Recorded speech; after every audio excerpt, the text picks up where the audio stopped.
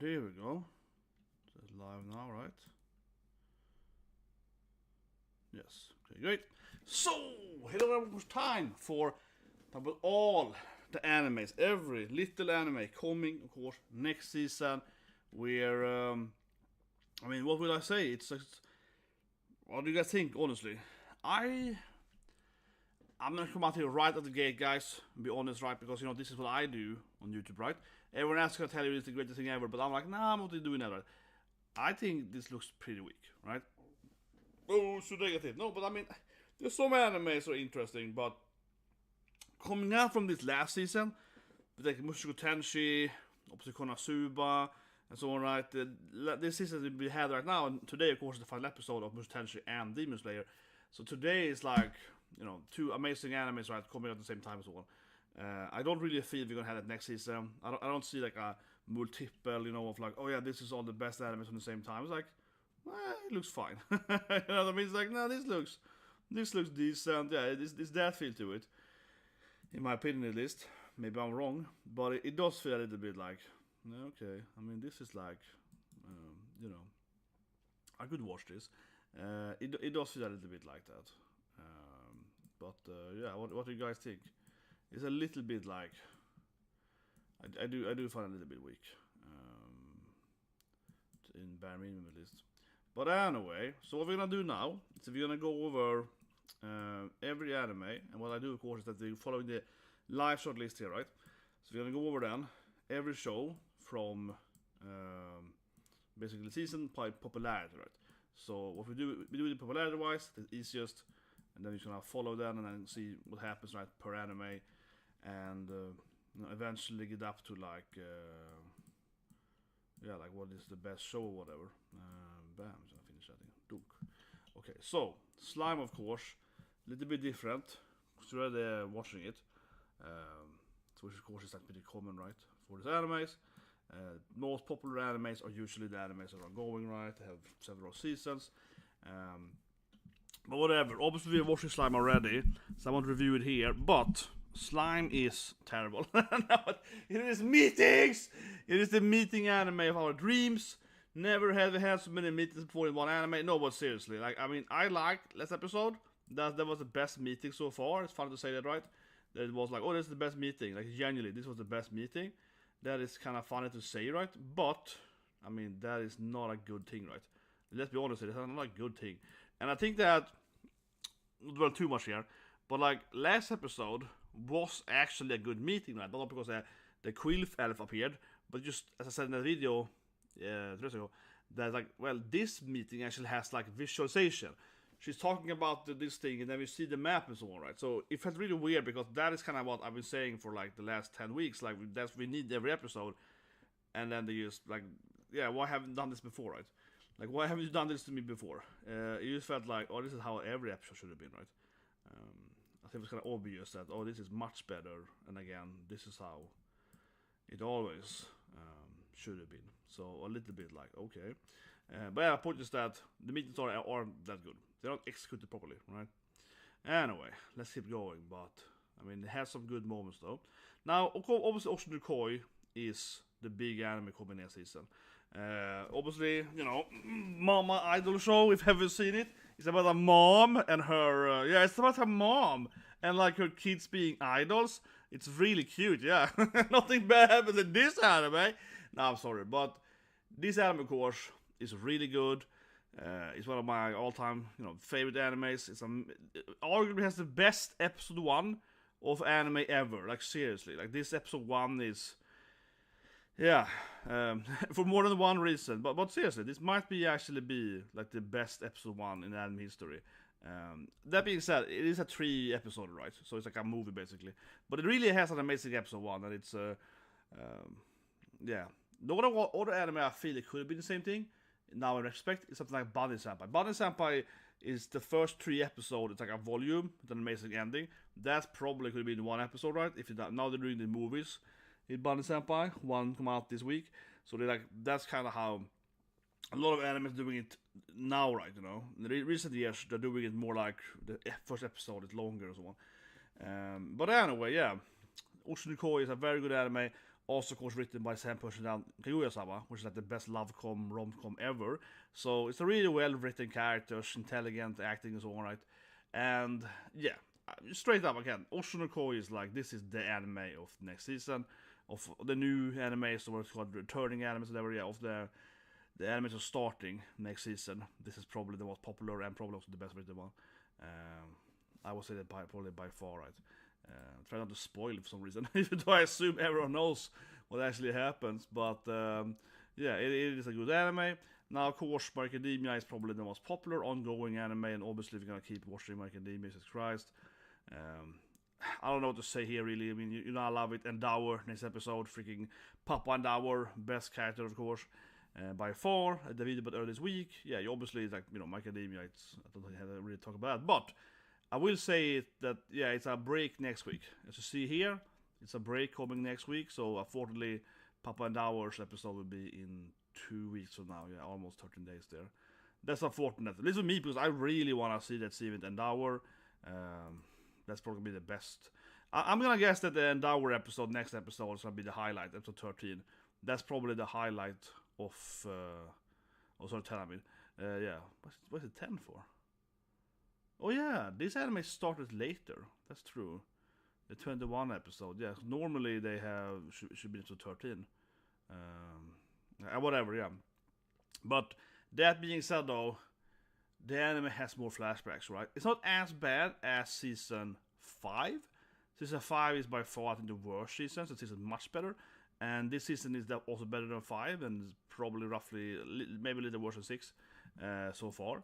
But that is definitely one thing in this anime, that it's not very even on how the actual quality. I think it goes down a little bit because they have too many flashbacks, right? So on, too many pacing. It really, yeah, around 5, but before that, especially 5, it becomes a little too much like One Piece or whatever, right? Where they have to like fill out every episode. Yeah, thanks for the heart, Karen. But now then, now we get into another romantic, yeah. Perfect with the hard timing here. So now we get into new animes here, right? So this is like, I don't know, Tudoki, what is it called in English? It's like Aliyah-san using Russian language to avoid conflict or something.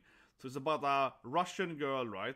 A half Russian girl. So she's obviously like a hafu, and she's gonna, you know, live in Japan and avoid conversation by talking in Russian with them.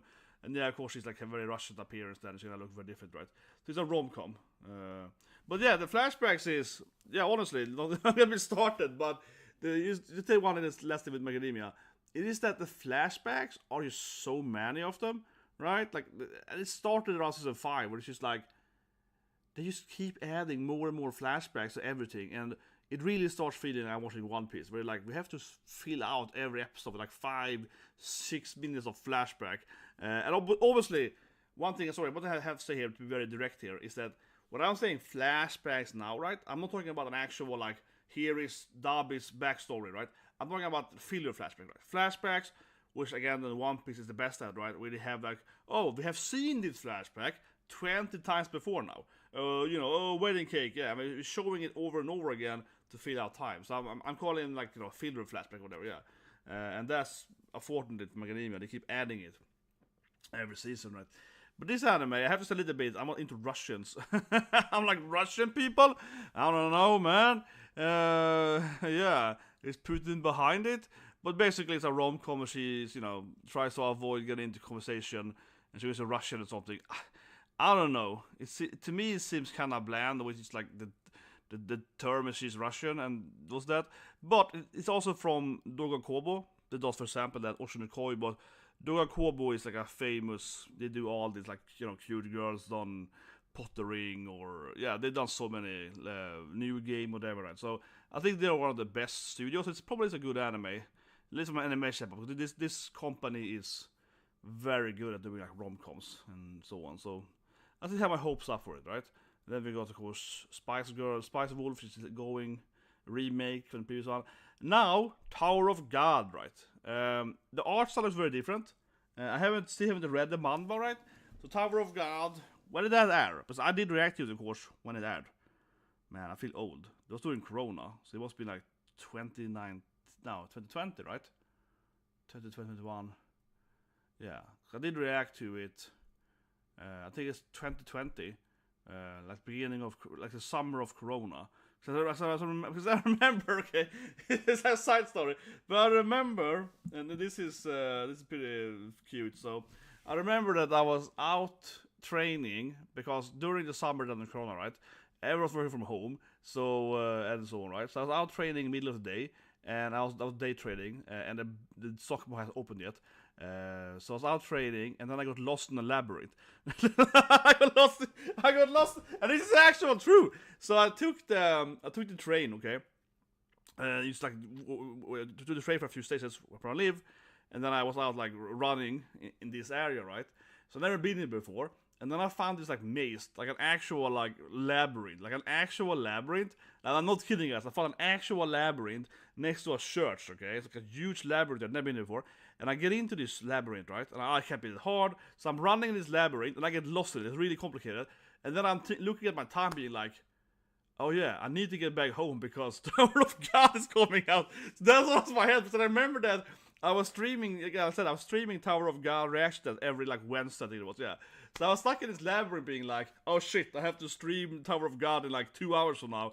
And how the hell do how do I get out of this labyrinth? So I was like, I need to leave the labyrinth in this time frame, and so I can get back on the train and go back home, basically, right? Or whatever, yeah, some kind of commute at that time then. Because my car, I mean, obviously I didn't have my car, right? So I took the train there. And I was just like, my god, this is really complicated. And yeah, I remember running around in this maze for like an hour. Like, how do I leave this place? That's my real memory of Tower of God. I was Tower of Godding it in reality, yeah, stuck in this thing. Because Tower of God is, honestly, it's kind of like that. That's what I'm thinking about it too, because it is kind of like that. They get to these different floors, right? And on every floor is like some kind of challenge. You have to fight people, you have to survive this dungeon or something. You have to get through a labyrinth, right? And yeah, there are people with a bunch of different powers, and they team up sometimes. Or something, they have to fight each other. So it's a little weird with that thing too, right? But Tower of God, I have to say, I think this probably won't be that well received. I know the manga is popular and so on, but like I said, it's been like 4 years ago, right? This aired 4 or 5 years ago, yeah. Like it's, if I'm correct now, that's a long time, right? I think we've seen all the animes that they kind of fall off. They have changed the animation, I believe, and it had a really weird animation. Season 1, it absolutely had. Some people hated it, some people liked it. I felt it was just kind of different, but not different in a good way. Different in a weird, like, what I don't like with it is the who, as it's called, right? The colorization of it, to me, doesn't feel very good. I think it was watchable, but I was like, nah, there's something weird with how they're making everything who. It feels weird for your eyes. Very strange. But anyway, what I like Tower of God is that because they don't have any rules really, who can be in the God towers and big, right, and fight. You can have kind of any, it's like 20 different people in this tournament arc, and they have all these weird powers. Yeah, there's no rules. It's basically like everyone coming from their own universe, right? There's no rules to what they can do. Someone is a magician, someone is a sword master. Yeah, it's just but also someone's a robot. Yeah, it's like completely random. So that I think is a good strength. I kind of like that, and that to me honestly feels very manhwa. It's one thing I think it is with most of the Korean stuff we get is that they usually have like no rules in the sense. They like fighting, and they don't really care about like constructing some kind of lore around. It's just like, nah, you just fight people, yeah. No, this is how it works. Yeah, the animation to me looks even worse now. I don't know. We're gonna see it, right? I'm gonna watch it, of course. But the animation is what I am mostly feeling. I said, yeah, this is questioning. Questionable. But I feel they changed it. Even, yeah. We're gonna see. And now we have this is the anime.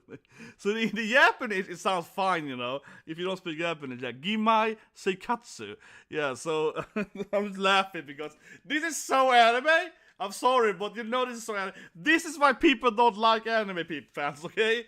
So yeah, this anime is called it said Gimai Seikatsu. What does that mean? Well, in English, this anime is called like My Stepsister or something like that. So, My Stepsister's Life or something, yeah, in English. So, or like How I Smashed My Steps, you know what I mean. This anime is like straight up on my hands, man. These are the animes Obviously, we have an anime coming later this year, right? With like if my wife died, then turned into But in this anime, then the main character, and honestly, this is a down to death storyline, right? Honestly, this is trophy by now, really trophy, right? Basically, the main character's parent remarried, right?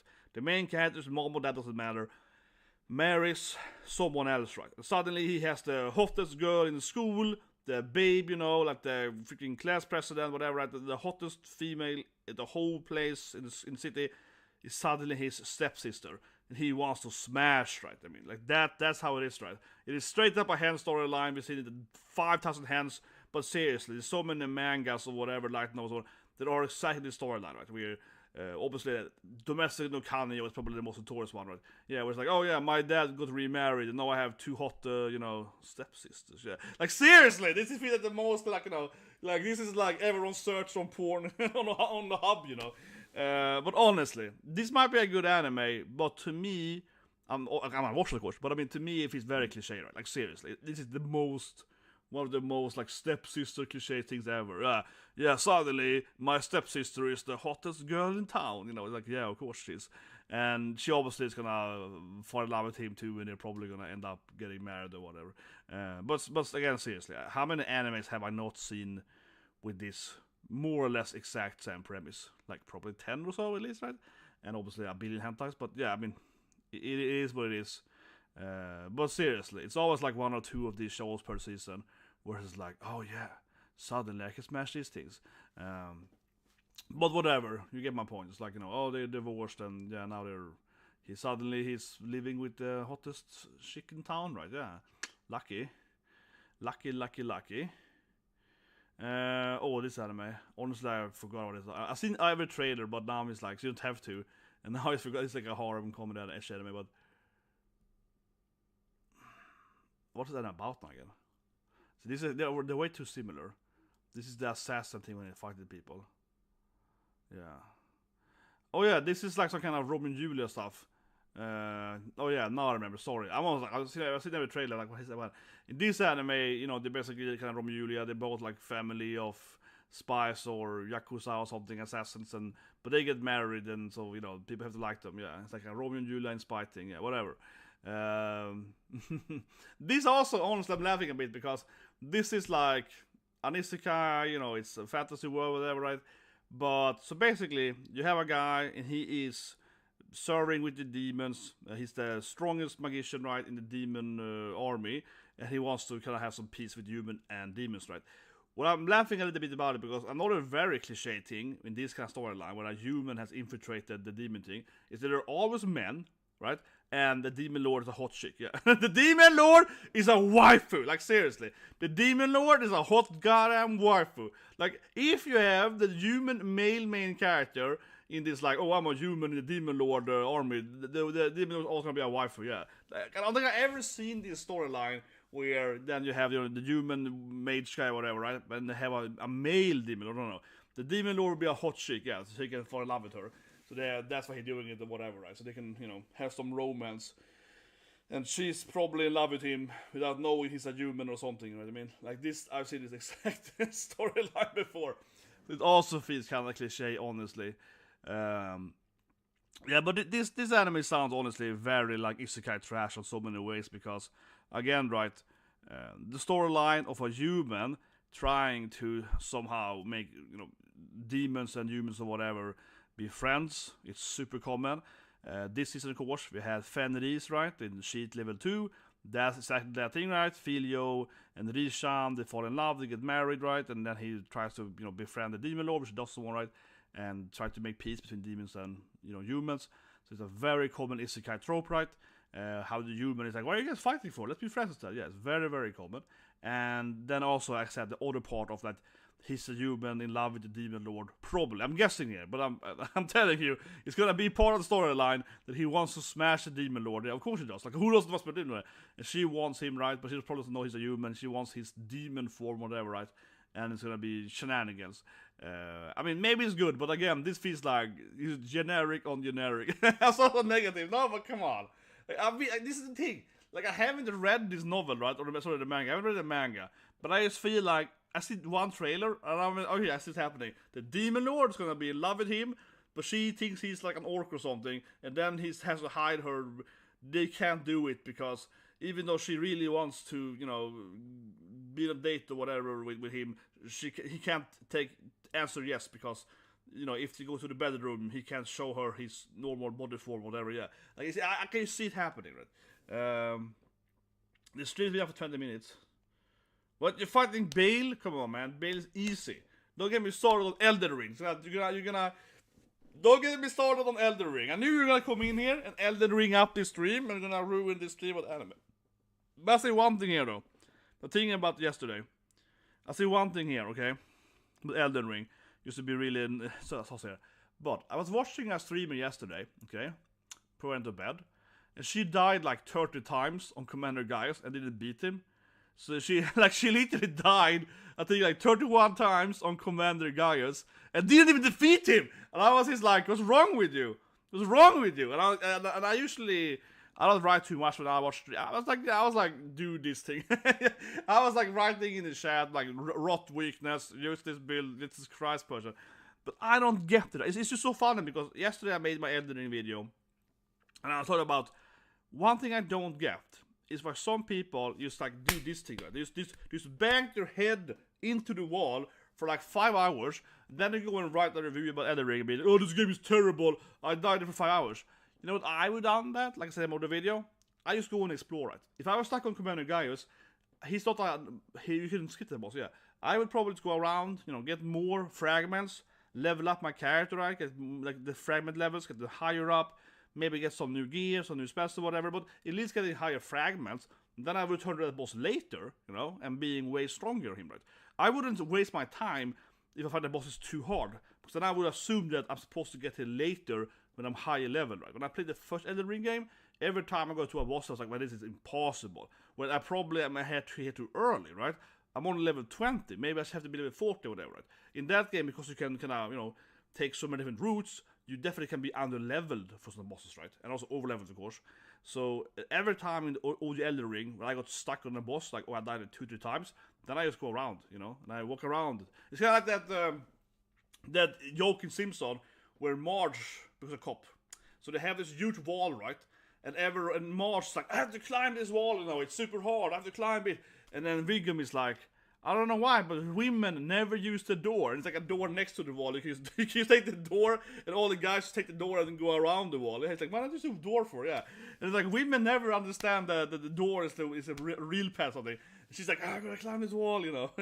It's like, that's how I feel. It's like, you just take the door instead. Yeah, you go around it. Oh, man. Yeah, but see, but not with that guy. But you know, I helped Yabai right? I helped him with his legal issues, right? With YouTube last month, right? That to me tells me everything, you know. He's not the smart. He's not. You're gonna get me in trouble. No, but come on, he's not the sharpest knife. I feel honestly, right? Because I have to talk to him a lot about that and how he wrote this like really. I mean, he wrote something incredibly stupid on the copywriting. And I talked to the guy, and he's just like, "Oh, I am like pre-law." I'm like, "He's making it worse." And he's arguing to me like, "Oh, I'm studying law, so I know what I'm doing." I'm like, "Well, if you're studying law and you're writing terrible legal letters, that to me just makes it even worse." That's not a. Oh yeah. Sorry, yeah. They had to say, "Oh yeah, no, you're right." Yeah, Rockley, yeah. They have a very similar name. Yeah, sorry. Yeah, you're right. Yeah, sorry. They both have the same like starting the name. Yeah. No, I know. Yeah, but they have a very similar name. Yeah, sorry. They have a very similar like half their first. You only wrote half the name. Half their starting name is the same. Yeah. They have their names the same. Right? But anyway, that's kind of how I feel, you know, when people. I'm just like, why are you like Mesmer? I didn't like. I think in 4 attempts. Like I don't understand. Like I think it's just so funny. And my next video of Elden Ring, if I make one, will be called Sisyphos. You know, Sisyphos is the guy in Greek mythology that's pushing up the rock, right? And when the rock gets to the cliff, it falls down again, and then he keeps doing it, right? And the classic saying is that true madness, right? If you're really insane, is doing the exact same thing and expecting another result, right? That's how you always look at true insanity, right? True insanity is doing the exact same thing, because if you do the exact same thing, you obviously will have the exact same result, right? But a lot of people, they keep doing the exact same thing, and they expect another result. It doesn't make any sense. That is pure insanity. That's usually how you describe insanity, right? And Sisyphus task, if you do the exact same thing over and over again, and every time you put the rock up to it falls down again, right? And you keep doing it over and over again, expecting the rock to not fall down, but it happens every time. Like, stop doing it, right? When I'm watching this person streaming yesterday, that to me is a Sisyphus mental issue, right? Like, why do you keep fighting the same most 30 times? You don't change your gear. You had the Renala twin moon thing. Keep doing that shit, okay? They must lose half your life and you die every time, right? It's like, stop doing that. Change your weapon. Put on a shield or do something, right? You either have to be able to improve your actual skill by like dodging better, or you have to actually be like, you know what, maybe this build is terrible in this boss. Yeah, maybe I have to change my... Maybe I have to stop stuff. Maybe I have to change stuff, you know. But on a side note, not to speak out too much on the YouTube stuff, but to point out, people know it.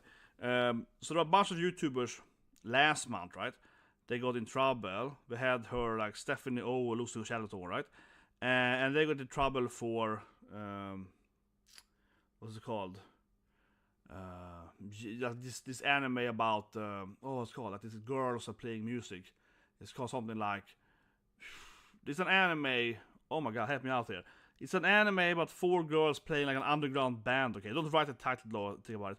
But it's called like It's called something like Jellyfish, right? Like Jellyfish Band or something more like that. But things that don't write in chat, okay, because you can't write the title right. And this is something I tell people all the time, okay. So my point is that these people, at least 2 people I know then, got several copyright strikes, right, for this Jellyfish anime, okay. What you have to understand is that I could tell you that anime wasn't good to react or talk about here, right, on a stream or whatever. Because you can see there are some animes that you cannot talk about at all, okay? Because there are certain companies that will strike everyone that are showing those animes. Doesn't matter if you're 10 subscribers or a million subscribers. There are a few animes that are like that, and there is a very notorious company that all of the animes they own, they will strike people. Like they always scorch earth on everyone every time. So basically, this company owns a manga site, right?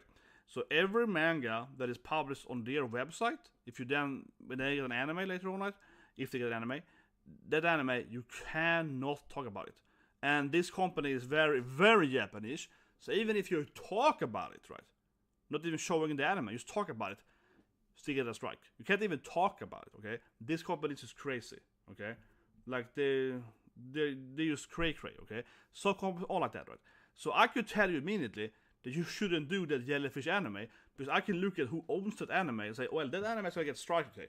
So some YouTubers, and it's funny to me because they have a way bigger channel than me, right? But they still are honestly stupid. They haven't learned shit, okay? They haven't learned how anime companies works, even if they don't do this for 10 years. Because there are some companies, like I keep saying here, that always strikes everyone. Every time you do their anime, right? Like I said, because they own this manga site, right? And every manga from their blah, blah. So if you look at all their mangas, avoid all those mangas, right? Because they're gonna strike you. And so I knew that I can't keep doing that anime, but I could see immediately episode 1, okay, this company, okay, let's avoid it. So when those people got their strikes, when they got their like 12 strikes or whatever, several shadows last season, I was like, well, obviously, because you are doing an anime that we all know, or should all know at least, is Scorched Earth, right? This company is gonna give everyone a strike for this anime. Like, you should have known that, right? Now, that being said, though, it's interesting because the anime company doesn't do it immediately, right? They cannot do it, like, every now and then, which is also very common. So the issue then is that they get 12 strikes. Right? They don't get like 1 strike. They get 12. They get for the whole season. Yeah, they get for every episode, and then they lose to Shadow, right? Perhaps. So it's. But honestly, that I can tell you immediately, 100%. I knew it. Okay, that anime you can't do it because it's owned by that company. You have to kind of know that, right? It's very noobish not knowing that. And secondly, when it was about to strike them, then I saw these people like Stephanie and Lee and so on. They're trying to get to YouTube's attention, and they're writing their content claims, and those claims were just straight up badly written, right? So I talked to Lee a lot, okay? I can show you my DMs on Twitter. We talked like for hours about this thing, and I helped him out to write it better and so on. But like, Jesus Christ, man, this honestly, I'm sorry, but so many people, so many YouTubers are so bad at writing content claims and just general how the law works. And you heard me say it before, but his biggest issue, because of Lee, is that he's arguing to YouTube, and his main argument is that he is only spreading the animes that are weird. He's positive. He likes the anime. He's giving it good reviews, right? So that's why they should give him a strike. That's the dumbest thing you can ever say, right? Because that's fair use doesn't care about that. Fair use doesn't care about how much you like it, right? And like I always say this thing: if anything, if you dislike it, it's much better. Because if you critique it and you say, "Oh, this is shit. This is the worst anime I ever hated," that is a much better fair use case. If you ever go to court for that and saying that I hate this anime, here's all why I reason I hate it, I blah blah blah, critique blah blah so on, you try to censor me or whatever, right? That is 10,000 times better argument than saying that I love everything in this show, so why do you hate me for? That's a very silly, very childish way to look at it, right? You have to look at my legal standpoint, not about how it looks in whatever for the company, right? But anyway, that's his biggest issue. He keeps always arguing from like, but I like this show. Yeah, but that's not an argument. Like I said, that's a weakness to the argument. It is much better saying that I hate the show. Yeah, I hate it. They're censoring me. There's a much better argument in typical American law. Yeah, they hate me. You can't handle my critique. Yeah, it's transformative, but it's more transformative. That's the thing. Yeah, that's a good word. Thank you. That's a good word for it, because if I sit here and I tell you that I like, oh my god, it's the best anime ever, I love this, everything is the best, that's not transformative, right? That's why I, massively hate, Fraudlad, right? Because Fraudlad, everything Fraudlad does, right, is always like, oh, this is the best thing ever. He does like One Piece reaction 2015, right? I have seen the episode before that. It's insane, the guy. And he's just fake. Oh my god, I love Luffy. He's completely fake, right? That's not because it's not transformative. Because he just tells you that everything is 10 out of 10, right? You can't trust a person like that. It's not transformative. If you like everything 10 out of 10, you don't like anything actually, right? It's not transformative. It's much better being negative in a legal standpoint, 100% much more, because you just argue for it. Anyway, this is interesting here. Here comes a 10 out of 10 anime though. This is an anime which looks so different, guys. So I've seen the first anime, and I feel like I am the only person that has seen this anime. The thing is that the reason because I watched the anime is because obviously Alice, right, the main character, she's voiced by Sora Amiya, of course, my favorite voice actress, right? Obviously Aqua and so on, right, from Konosuba, and she does a bunch of characters, right? Rent a Girlfriend and so on. She's a very, notorious voice actress, and she's adorable, she's pouty. But anyway, this anime, season 1, it's pretty decent, I think. But this now then, season 2 here, completely new anime. Like, it looks very different. When I saw the trailer, I wasn't sure it was the same anime. I was like, is that Alice? I was like, it looks very, very different. It looks super different. They completely have changed the art style. It doesn't look the same at all. It's aired like 4 or 5 years ago, the previous season. But basically, it's a Romeo and Juliet storyline, right? Where the princess of like a magician country, Alice then, her real name is like Alalicia or something. But yeah, Alice is the ice princess, and her mom is like the empress or whatever, right? And then Iska is this like guy, is like the soldier dudes are fighting this empire. And then of course they get into this thing, and they fall in love, right? And they have to meet each other in this like neutral country, basically in between the two empires, right? When they go on like some kind of tsundere date or whatever. It's pretty cute because they kind of tsundering it, and they don't want to admit to like each other or so on. And then they have some fights, right? Because she got like ice magic, and he can fight with some kind of, he's like a knight, he's like a holy knight of the empire or whatever, right? And of course they're obviously in love. So it's a little bit of Romeo and Juliet. I think that's the best way to describe it. But season 2 has completely different anime. It looks so different. It looks super weird. I'm gonna watch it, of course, because my favorite was it, but it looks really weird. Like they have took a massive. It looks worse too. I think it looks cheaper. Yeah, very strange. And lastly, not to spoil too much, but obviously there's some kind of evil dark dudes in the background, right? So you have two empires.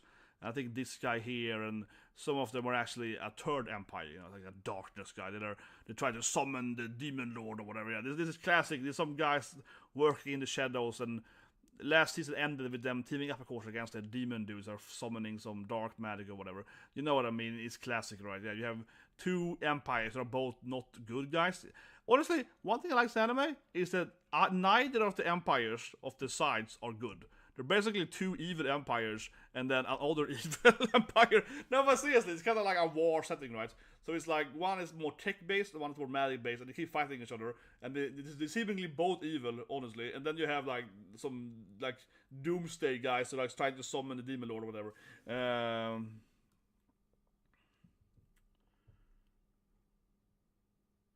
Bandai Namco.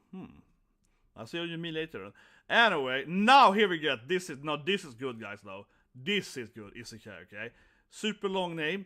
Hasuru Waku no Yutai Ilyo skills. Like my skill is terrible. The Sakyo ni Natta Orega Subete wo Yorin Suru. I care. No, but seriously, this anime is the most cliche thing ever. Fantasy gun with no mecha. Whatever. I got later.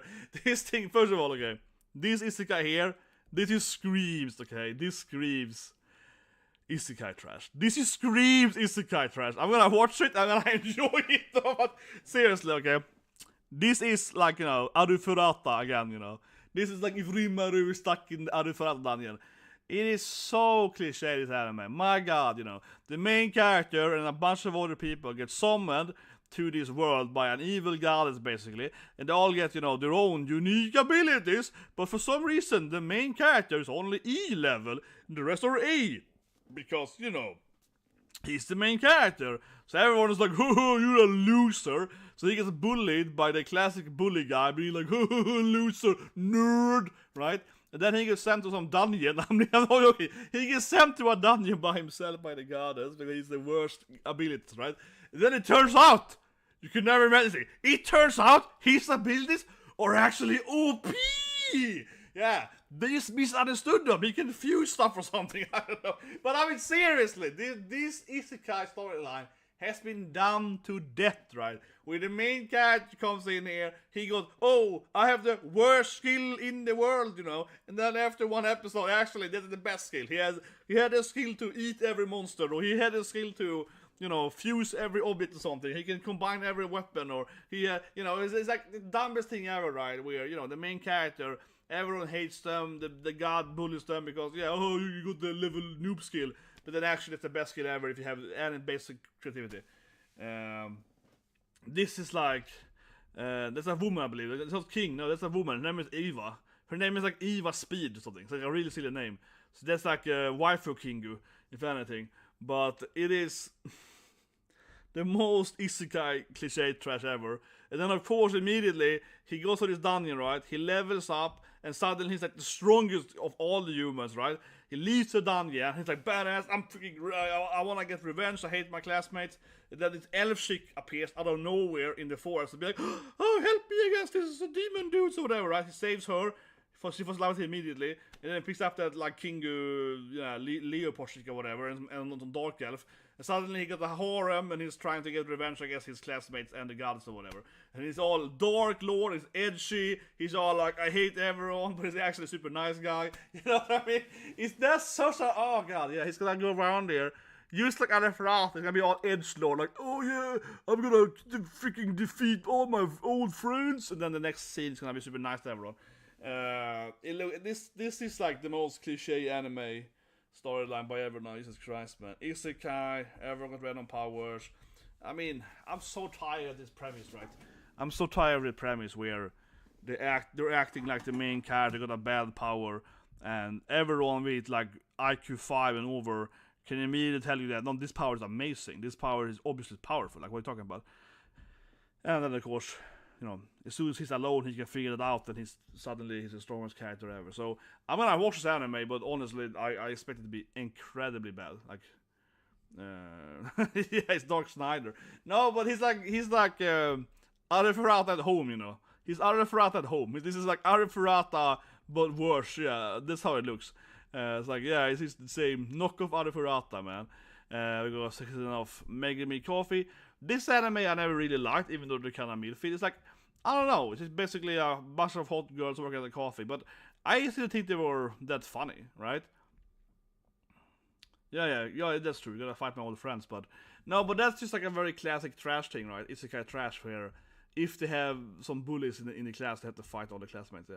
But anyway, this anime, I don't know. I think that I'm a fan of this genre, right? Ecchi comedy horror, and it's like this is my thing. But I think this anime wasn't funny, like straight up. Yeah, I don't enjoy the comedy in it.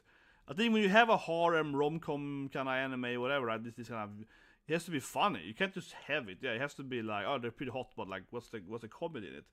So yeah, I don't know. I dropped season 1, but sure, they're pretty hot, Obviously, Suicide Squad. This anime that I already have reacted to, of course, and reviewed it, and I'm not the only one that likes it, so.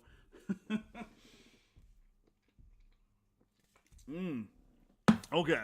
Harley Quinn and the Squad. Harley Quinn and the Squad, guys. I liked it. I liked it a lot. I'll say one thing here first.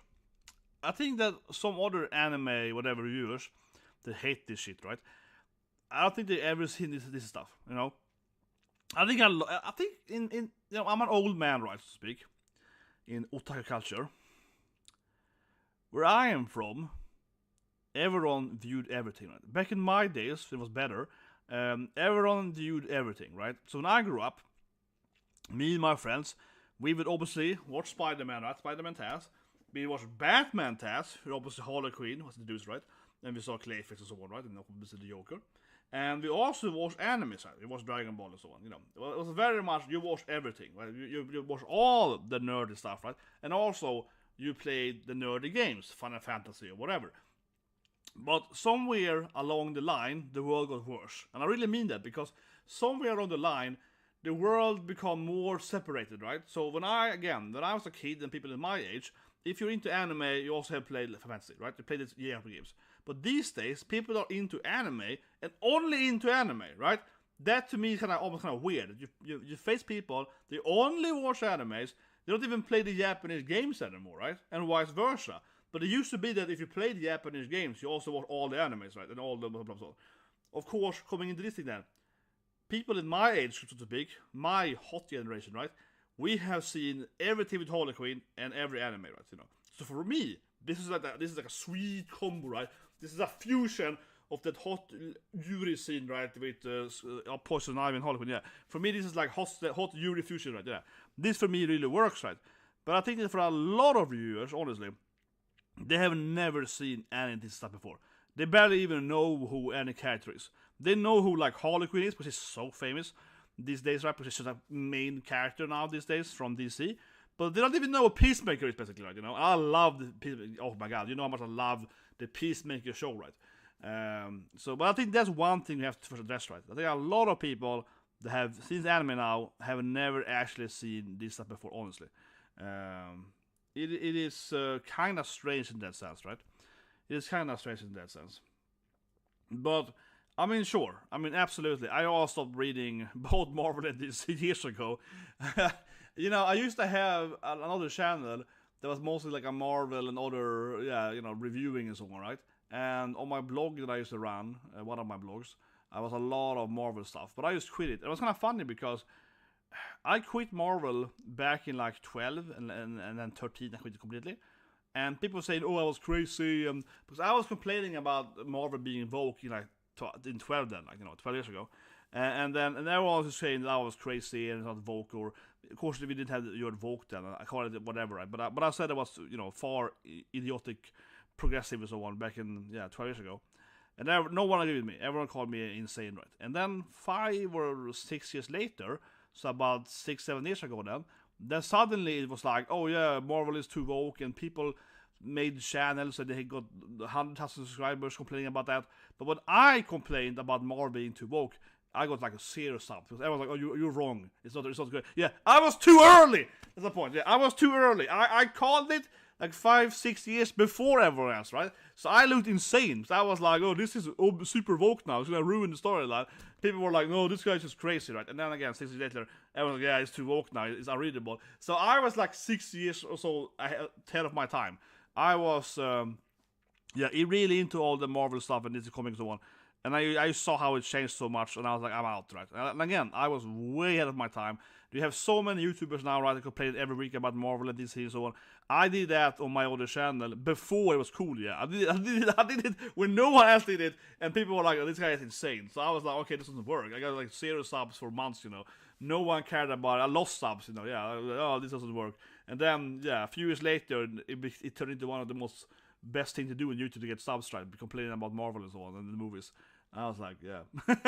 So that's how smart I am, guys. I'm so good at finding the issue that it's unbelievable when I say it, because I'm so ahead of it. But anyway, this show is invoked, though, if you talk about that way. It's you know, it's written by obviously S.H. Arthur Tapei. It's one thing though I thought about U-Space by earlier too is that I don't think that some people's complaint which I think is very weird, and that is that the isekai world is too basic. I think that's I think that's perfect, because the squad is crazy. They're all a bunch of crazy people. So you can't have like the world being too complicated, because we have to also first just accept them as insane and so on, and they're now doing insane stuff. They also have a very complicated medical system and level and so on. Like some more isekai has, it would be too much. It would be cake on cake on cake. So I think it's perfect actually that the world is pretty basic. Like they're stuck in the basic generic trash isekai world. I think it's on purpose, so the characters can show more. But otherwise, I mean, is this a show where you're watching it? I mean, oh yeah, this is on deep philosophy. No, but you're watching it. And I think you have to watch it in this, like, you know, not like turn off your brain, but think about it more as a typical DC animated show, right? In the old school way, if it is done in anime way, because it's like the characters are acting like they're doing in the, let's example, 2014 Suicide movie. You know, it's full of action. I mean, honestly, I think episode 1 was really great because it had great action, good animation, good choreography, constant something happening. I mean, I think most isekais have a bad episode 1 because they're so slow paced. They're so like, oh, I get isekai, here is blah blah blah level and this thing and that thing. This anime is constant action, you know. But I think you have to look at it anime as this is not gonna be, you know, the next Zero, right? This is more like basically the Suicide Squad, you know, James Gunn movie. Yeah, it's just like a bunch of crazy guys, you know, fighting people all the time. Yeah, it's just like a cool action scenes. Get over with your life, you know. And I loved Suicide 2, of course, with James Gunn, right? Or like Peacemaker or whatever. Yeah, like that's how you have to look at this anime. It's just a lot of jokes and it keeps fighting people. Yeah, like it's not really like. I don't believe you, man. I don't think that he has ever had any good points. So, you know how much I dislike every other YouTuber. It's like I hate every other YouTuber ever. I'm like, I don't believe that this person has any good points at all. But I have no idea. It's kind of funny, but I don't watch any other YouTuber. You know, I don't watch YouTubers at all, right? When it comes to anime, manga, whatever. Like zero YouTubers. Of course, I watch YouTubers per se, but I don't watch them when it comes to this kind of stuff. I make my own opinion, no, but I watch mostly, of course, I watch you know, politics like Biden and so on on YouTube. I almost made a reaction to that. Oh my god, man! Oh god!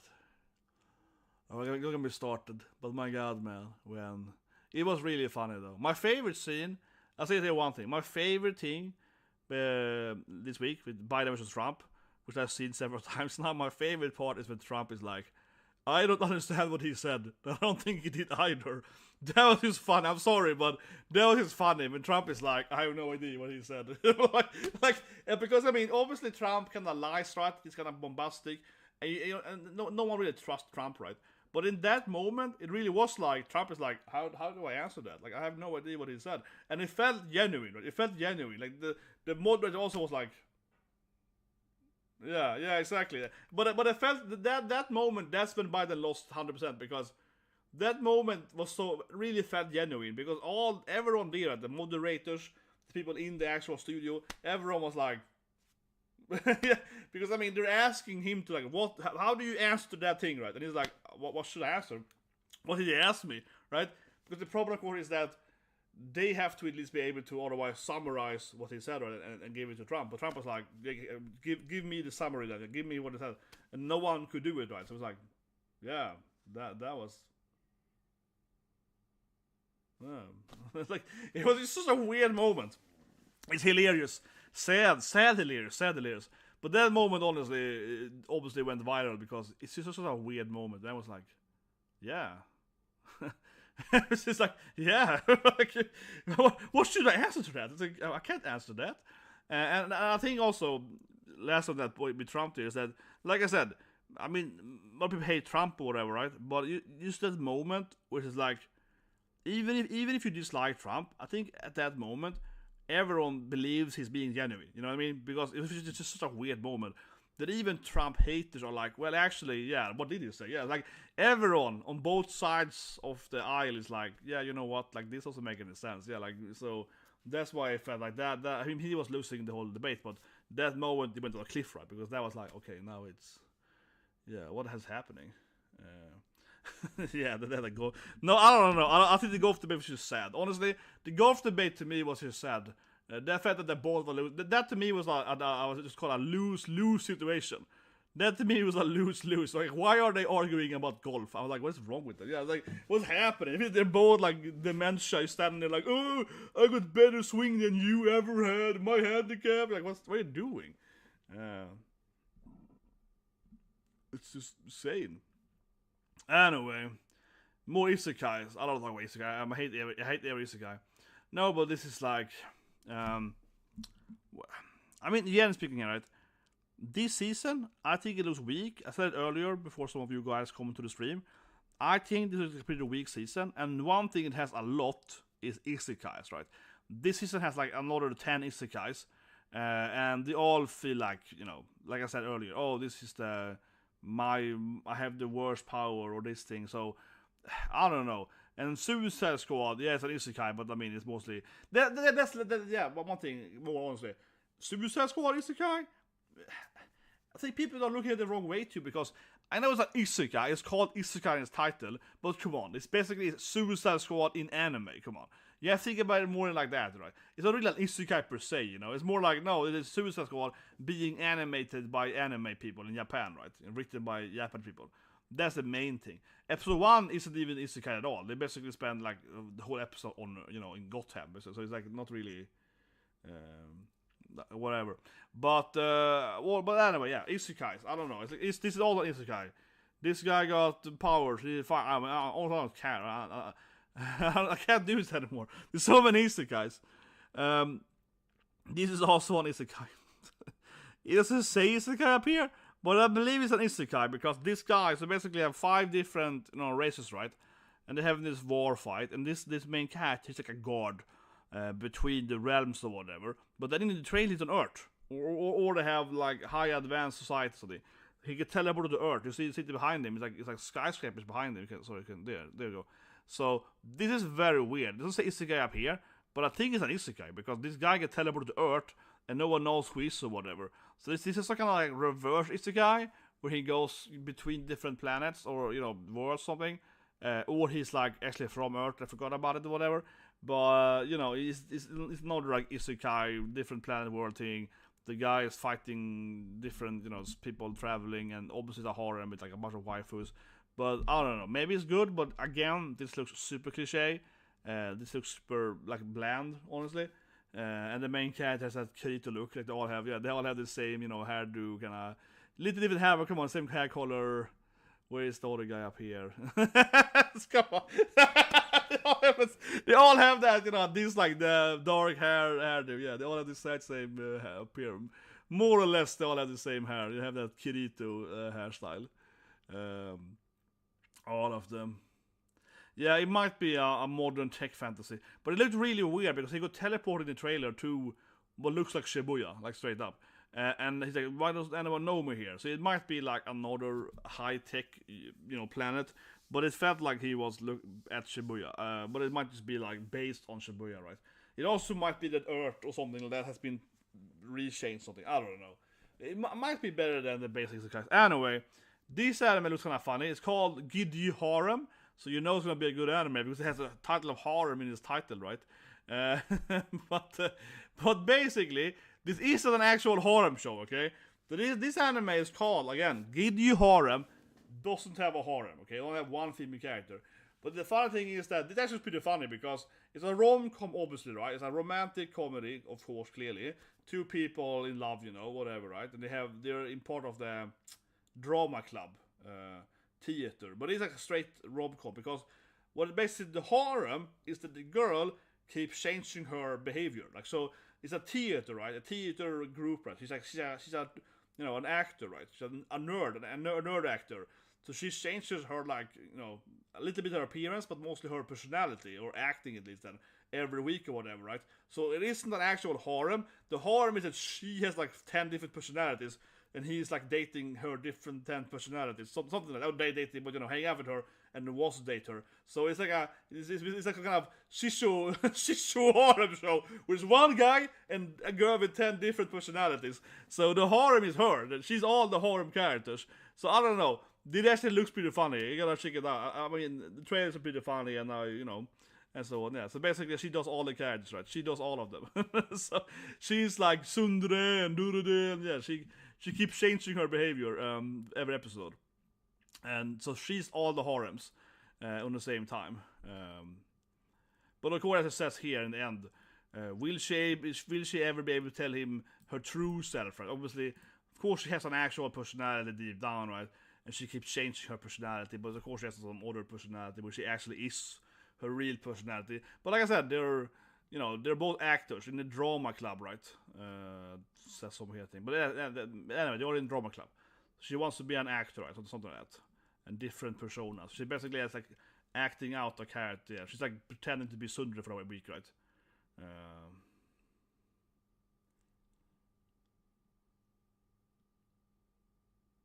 Well, actually, you do have it coming soon here.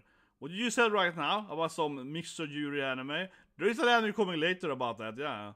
Oh, there we go, here's the best anime. Okay, here, guys, this is the best anime. This anime is already a meme, man. This is already a meme. I've been working on a deer. I've been working, guys, okay? You're gonna see it soon. This week, next week. I've been working on a Shiken-hen video because I've been out there in the fort where I live, in the swamp market I live. It's a swamp over there. You know what? In that swamp, it's deers in that swamp. So I've been out in the swamp. This is not a joke. I've been out in the swamp recording deers being like, I love it. I've been recording some deers trying to make a real live video. But yeah, this anime this is the best anime. I think genuinely, when I've seen all the trailers, this is the trailer I immediately was like, this is the best new anime. I saw it a few months ago when it was out or whatever, right? At work.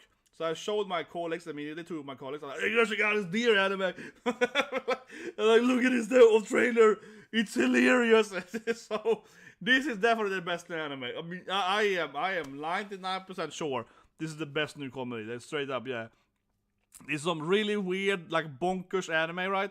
About I don't know, like a Yankee, I guess she is. Yeah, like the blonde lady's like a Yankee. Yeah, she's like a delinquent Yankee lady, right?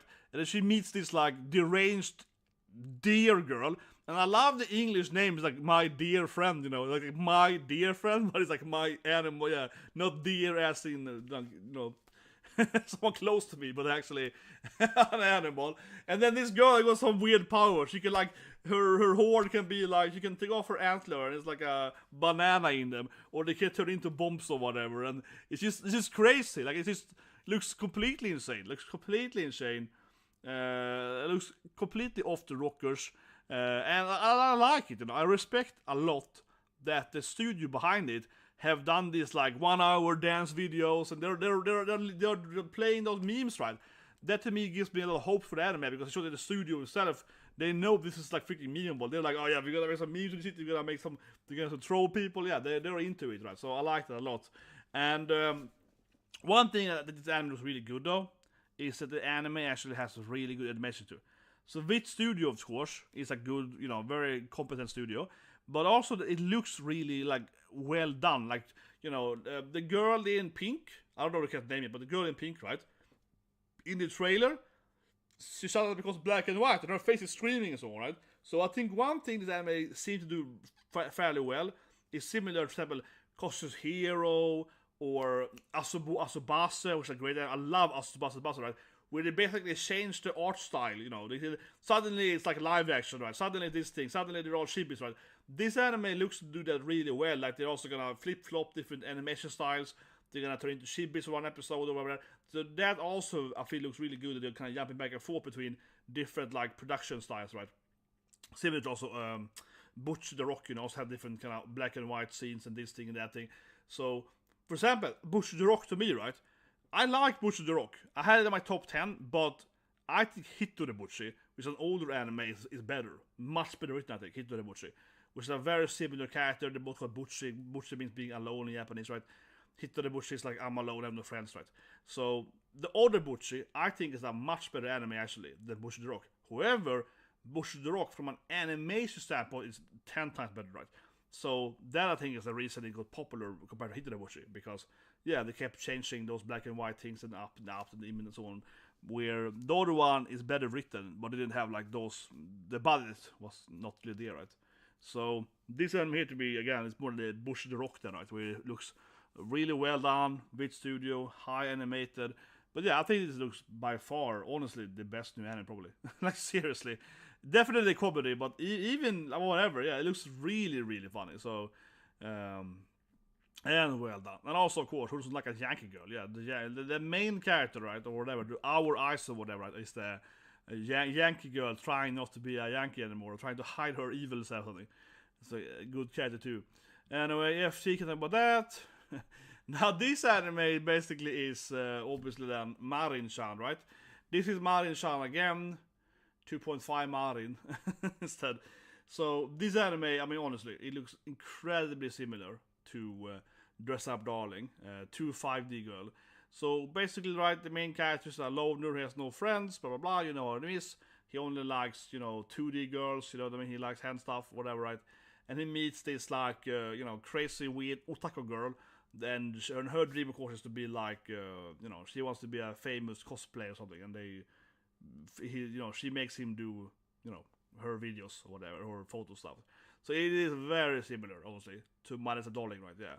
Basically, this guy and he meets up with, you know, a girl that does different outfits, right? So, yeah, and then she's obviously hot, right? As hell, right? So, and she's also a guy, yeah, she's a gal also in some of the scenes, so it fits very Marin-chan. But to be fair, honestly, it looks like a worse Marin-chan, because the actual, you know, the real girl behind her cosplays looks to be more boring and also kind of an introvert or whatever. So it feels like, oh, I'm watching like Marin-chan, but Marin-chan is a loser instead of being a badass extrovert guy. So I don't know, but it looks like a more boring Marin-chan.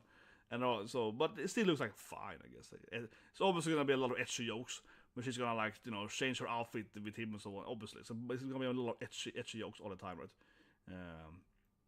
I'm not sure it out, of course, but it feels like a, you know, it's Marin at home, yeah, it's like a knockoff Marin. And then this anime I actually kind of like, okay? This guy is the Elden Ring anime. Here we go. Elden Ring anime. Elden Ring anime. So, I parry everything. This anime here, it's just called I parry, or something like that in English. This is an anime about playing Sekiro.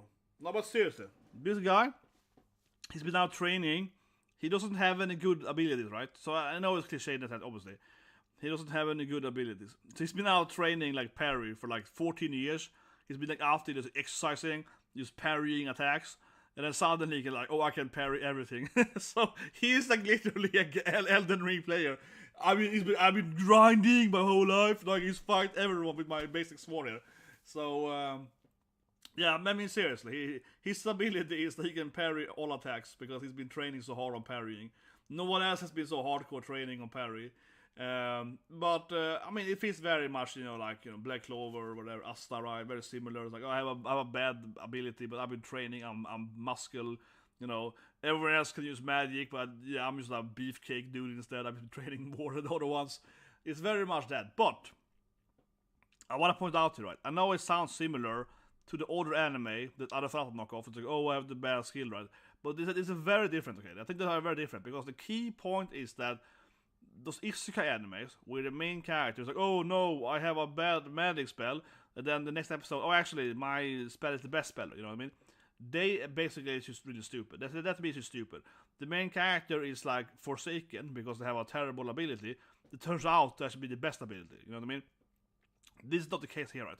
This guy has a bad ability. He just trains a lot, you know? Just like Asta, he just trains a lot, yeah. This is a very different thing. Of course, you can argue something, but it isn't, because in a way it is the same thing, because he has a bad ability, he trains for like a decade, so he's really, really muscular, and suddenly that makes it, you know, whatever, yeah, suddenly he's the best at, right? In a way, but it's a different thing now, because this is much more earned. This is a likable main character, because he had a bad ability, like I said, and then he went to the gym for 10 years, right? And now he's the beefcake guy, and everyone else is a weak magician. You can punch him in the face, right? You know, kind of like MASHLE or whatever. Yeah, he punches them, right? So it's like, is that storyline, you know, where like Asta and so on too? Yeah, like, oh, I just got ripped instead. Yeah, mostly, right? And to me, that is a big difference, right? From the older anime where the guy has an actual good power that no one respects or whatever, and then he managed to use it correctly, and then he's the best guy ever. He's trained on the sideline. So, yeah, this is like, you know...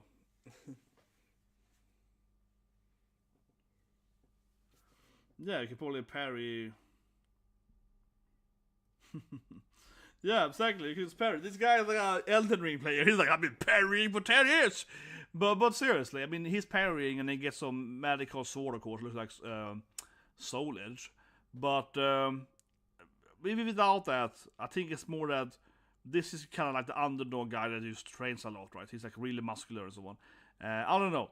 I think it looks a lot better than the other one. But obviously, it looks like some kind of like Black Clover MASHLE thing, right? Where he's just like, oh, I'm the most physical dude ever, so...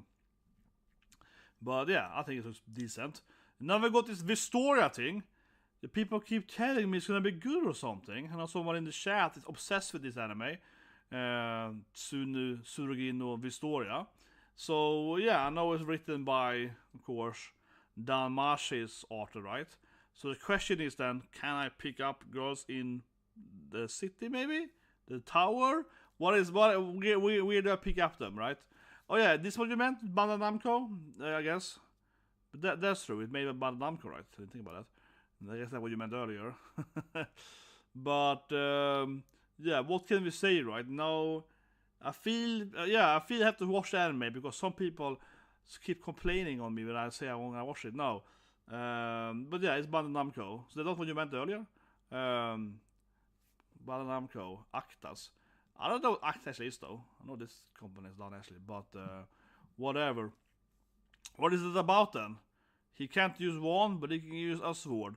I have to say this, when I watched the trailer, it definitely did remind me of Danmashi, because he's fighting in a cave, right? In the 2 trailer I watched this morning, he's fighting in a cave, and I have to say it looks very similar to like when Belkun is fighting the Minotaur or whatever in episode 1. So I was like, oh, is this guy like, is he out there trying to, you know, pick up some ice or something? But yeah, it's obviously driven by his precious life, right? But it certainly honestly feels kind of similar to what I just mentioned. I have to say with Perry Good Guy, because this is a similar style, right? Where the main character is a sword master and the other people are mostly magicians, right? So it does feel similar. Am I correct in that? This feels similar to what I just described with Perry Dude, right? That you have a guy here that can't really use the magics, and his instead is, you know, he's like fitting on the physical skill instead, like a physical master, or like again an Asta in the Clover, right? You know, I'm a fighter guy, everyone else is a magician, but I fight people. So that's how I interpret this anime, at least. That yeah, he's also a, you know, physical strong dude, or more I guess skilled perhaps, but he's not like a beefcake like the other guy. No, the Perry guy is more like a beefcake. This guy is probably more finest, I guess, but still kind of feels similar, I guess, right? They're both like physical dudes. But like I said, right, I prefer that than someone having an actual OP skill that they used to accidentally master or something. Yeah, well actually this guy is suddenly the slime lord or something. This guy is actually the magician slime. But yeah, no, but it sounds like that. But anyway, I think they're both kind of similar, these two anime, honestly, in that sense, right? Like they have one dude with like physical sword skills, And everyone else is like a magician. One dude with physical sword skills, and everyone else is a magician. That's how I see it. And then this anime looks pretty cute, but these are kind of weird things. Okay, so the main character dies, he gets isekai, right? And then he meets two twins. This is like a really weird story. Like, he meets two children, and I don't know, they're like really OP or something, so they can beat up monsters or whatever. And he like adopts them, so he becomes their dad, and then they just kind of go on an adventure together. And it's mostly like, oh, I just like read them stories or whatever, but also they're like fighting sometimes, and their babies are. That's true. It's York as a pet. That's about bonus point. But yeah, but this anime, yeah, I don't know. It's like it looks like some weird thing, but like these kids are really weird. So he picks up like two demons basically. This is like the main character picking up two demon lords as children and be like, yeah, I'm gonna raise them as my own children now. Something like that. It looks kind of weird. This anime looks really wrong, okay? This anime looks really wrong. Mob, Kara, Hashimaru, Tansaku, Eyotan. So this anime looks really, really wrong. You know why? The main character can summon the L people, okay? He can summon tiny little girls and they'll fight for him. I'm not even kidding. The main character is a weak isekai main character, right? And then he finally gets some weird goddess ability, and that gives him the ability to summon like little girls that will fight for him. This is the anime. I'm not even kidding. You see the image there. He's like summoning some little demon girl and some little mage girl, and they're all like tiny little, you know, the L people. Yeah, the tiny little L people, and they fight for him. He's like a Pokemon trainer, but instead of the Pokemons, there are a bunch of little tiny girls. Yeah, it's like really weird. It looks really weird if you think about it in that way, which of course everyone actually is, right? It looks really weird. Yeah, L Pokemon. Like seriously, he's a Pokemon trainer, but instead of training Pokemons, he trains L people. Yeah, it looks incredibly weird. Like really, really weird. Anyway, but otherwise it has that, you know, cliche isekai backstory, right? Where he gets isekai, like I said, and then he's the weakest isekai dude. But he defeats one enemy that gives him this ultimate ability, and then he suddenly is the strongest dude he said, you know. So very isekai trash cliche, absolutely. I mean, it has the same premise as, you know, Adifrat or whatever, right? In that sense. Oh, I have the worst power. Actually, it's the best power now. But his best power turns out to be to summon little people. So it is kind of weird. Yeah, his best power is weird, but otherwise, it doesn't say here, but it's an isekai, yeah. And you know, he defeats the legendary golden slime because only he could do it, and then he gets it says here like the 100 million rarest best, yeah, there we go, servant card. Yeah, so he can summon little slaves. Yeah, he gets like slave summoning. And so he unlocks the best power because he's the only one that could. You know what I mean? Basically, it looks like he's the only one that could defeat the gold slime, right? Because he's the only one that could hurt it. He's like a dake lord, like they're immune to magic or whatever, right? You know, ghost slimes. Yeah, he's the only one that could beat the ghost slime. For his power is terrible, but I guess the ghost slime, his power is useful. You know what I mean? So then suddenly his worst power turned out to be the best power because, yeah, beating the ghost slime gave him Pokemons. So it's just like, yeah, it looks terrible. Also, it looks really terrible. It looks really cliche, and then it turns even weirder when his powers are Pokemons. Yeah, he's like, oh, I summon Pokemons, guys. It's great. These are pretty cute. They're out exploring some kind of like water world or something, with some robots or something. It's not really weird. Yeah, this guy's a robot. Some of them are robots. I don't know. It's like it's some really weird thing. There's a little text here, but we actually read about it. It's like, no, but this is like, yeah, it's a robot girl. Yeah, it's like really weird. So they're trying to explore some ocean water in, you know, some kind of dystopian world, right? A little bit where you see this like a house, but it's water here.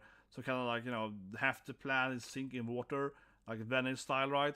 And then they are exploring, and they have some robot lady with them. Apparently, this is a robot. So it's like, it looks kind of weird, but it actually looks pretty decent. Actually, I think it actually would be a pretty interesting anime. It looks pretty nice. It looks beautiful.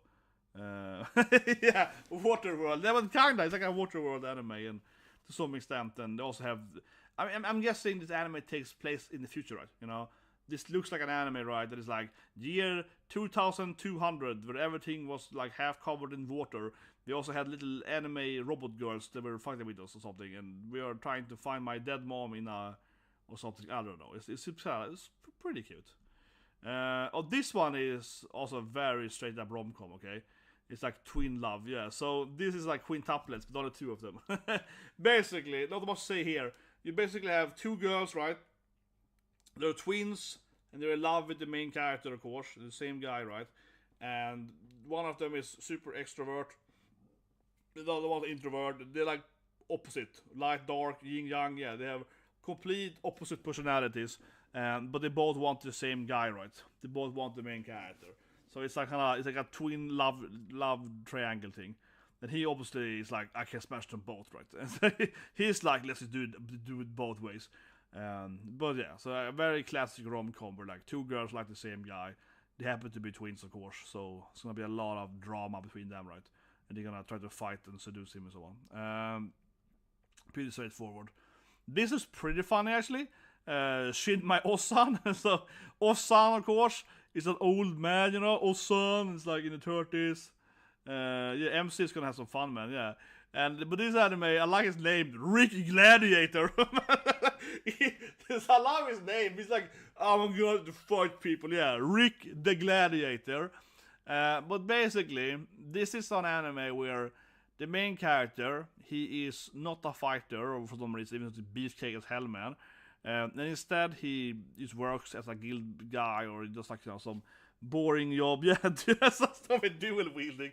We have the final of Tensei today. Yeah, dual wielding. I hope they're gonna dual wield. I hope he gets home to Sylphie, and Sylphie's like, "What's Roxy doing here?" And he's like, "Dual wield time." I've seen that meme so many times now. It posts like every day on Reddit. Every day I see the meme, right, where Roxy and Rudy are doing it, and then Sylphie's crying. Sylphie's sitting on the chair next to them crying. That meme image, I've seen it so many times now. There's so much memeing with poor Sylphie, man. But yeah, I think he probably... I mean, the thing is that... in the Mushoku Tensei, Sylphie basically is open to dual wielding immediately. She basically is like, oh, I'm fine with it. Even before, I mean, we didn't know that. The only one that wouldn't be okay with it is obviously the red one, right? And I say this thing, right? If the red one was the first wife, it would be no dual wielding, or typically, yeah, it would never go further than that, right? You know, it would stop there. But now, red one is obviously gonna be the last wife, and then she has to just accept that it's the triple wielding, yeah, Centaur styling, Zoro style, as my bro behind me here. But anyway, this anime looks pretty decent. He's basically like, oh, I'm an Osan, I'm bored of my job, I wanna fight instead. So he goes and train a lot, right? So he goes and trains, and then he's friends with some baddest people. So he gets trained by the strongest people, basically, the S super dudes, right? They're training for a few years, and then he starts like, you know, being an adventurer, like in his mid-30s, right? Like 35 or something. But he's like level 1000, and he goes around doing like, you know, like level 1 quests, but he has to level up his, you know, his rank, right? And he's like crushing everything and tournament arc and so on. So it looks like a typical, you know, OP storyline, right? Where the casual characters, they're gonna assume that Osan, Rick the Gladiator, right? They're gonna assume that he's like a weakling. Oh, you're only F rank, you can't defeat me in a fight. But he's actually like level 1000, right? But you know, he's a very low ranked guy. He's been trained by the strongest hunters, basically. But again, he doesn't have any rank himself. So he's just like a really, really, you know, muscle beefcake dude that people think are weak because he's actually the strongest guy, right? So this feels like a decent anime, especially again if you're into this, like, you know, OP. Everyone thinks he's the weak guy, but he's actually the strongest. Right? If you like that storyline where everyone is underestimating the main character, and then the main character is like, you know, 1 punch and he just destroys the whole village, right? That's basically his anime. Yeah. He's like incredibly strong. He's been training, going to the gym all the time in secret, basically, right, for all the years. He's actually the strongest hero, but no one knows about him, right? You know, that's kind of this anime. And honestly, it looks pretty decent, but it also got a hot dark elf and so on, dark elf maid, so that's like, you know, massive plus for that thing. Yeah, something like that. Yeah, kind of similar. But he has a hot dark elf though. That's a 10 plus moons that though. This is another Romeo and Juliet anime, short form of Bones. Yeah, they're fighting Evil Empire. I don't care. Now, this is what I'm talking about. Nier, okay? Let me just drink here. Now I'm gonna get. It's really hot here, okay? It's very, very hot here. I don't know how you guys live, but it's like 34 maybe Celsius here. And I'm always terrible at trying to calculate that for Fahrenheit, but it is really, really hot here. Hottest week this year, I think. but it's like every week it's hotter. So it takes a lot of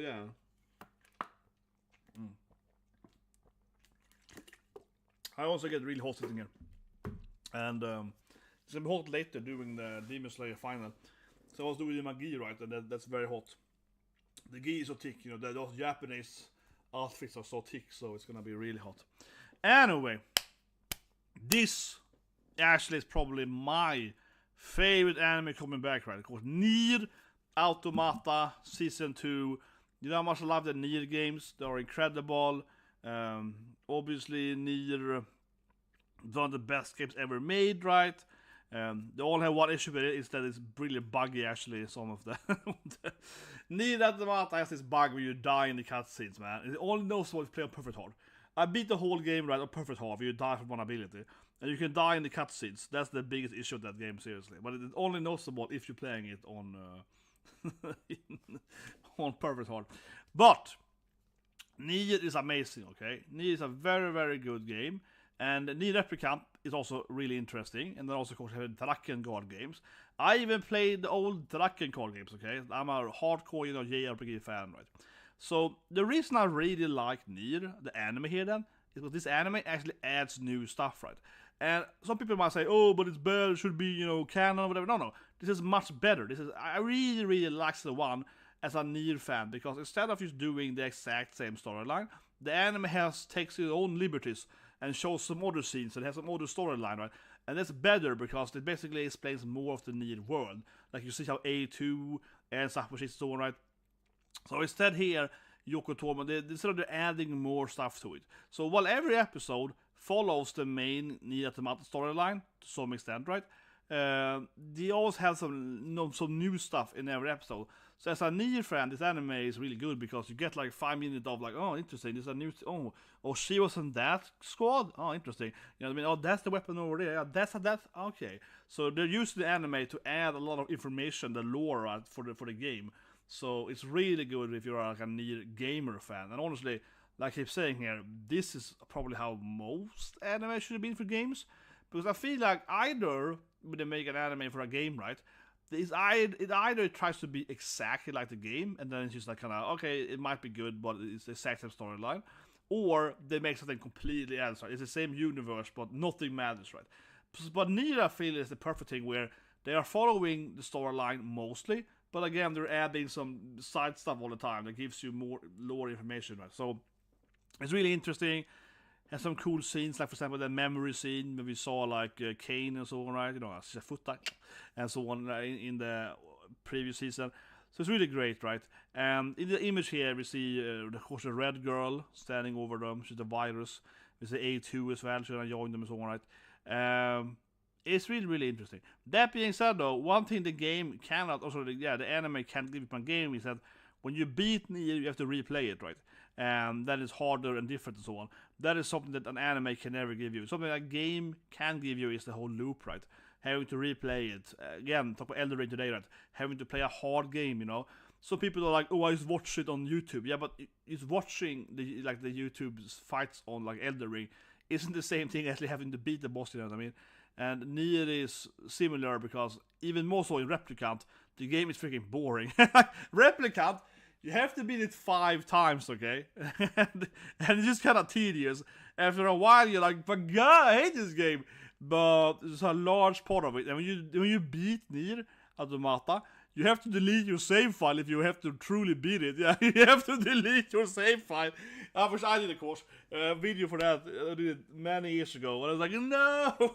Like, the game is like, goddamn, you know, that's something that the anime, of course, cannot give you. Deleting your save file. It's like, because as a gamer, right, that save file means everything. That's your life. So, the anime is a good, like, side stuff. The anime is a good, like, lore, extra lore info, right? But obviously it can't give you the true feeling of Nier because, especially that deleting your save file after beating the game to get the final true, like, extra dialogue is like, that's what you really have to do, right? That's how you really get the gamer. That being said, though, you can actually get you don't have to delete it. You still get the same cutscene, but it gives you a little extra like text, like, oh, thank you for doing this thing and so on. So to truly beat it, you have to beat the game and then the save right, to truly get the true ending, right? But still, the anime adds a lot of lore. I'm very hyped for it. That being said, of course, the anime had massive issues.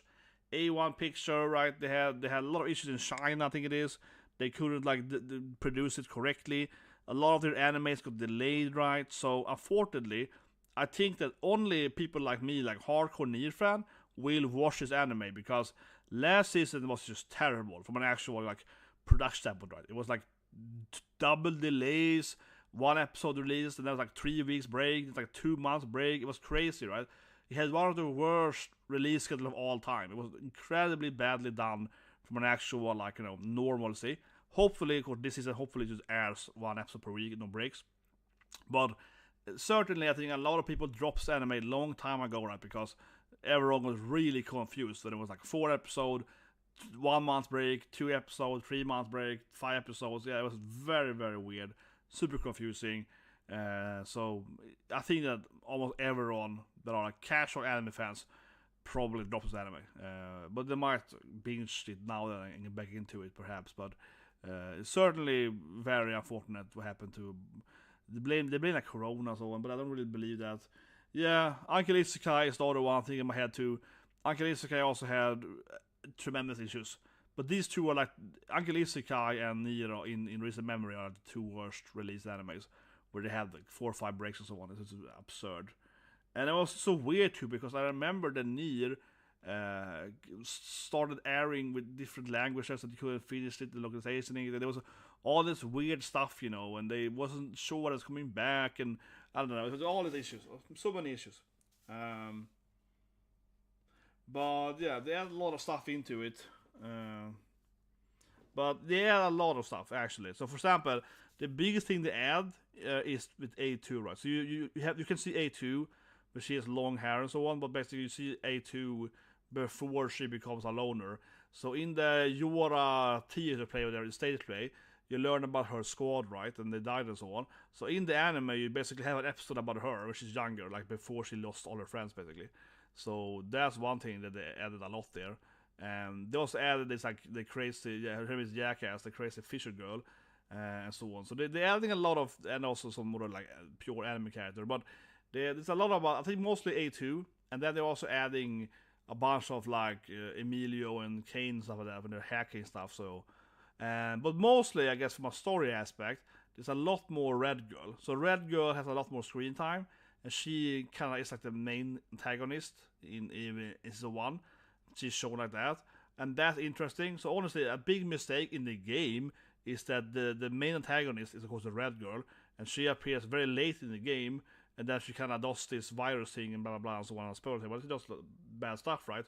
But in the anime, it feels like they're introducing her way earlier, and that thing is a lot better.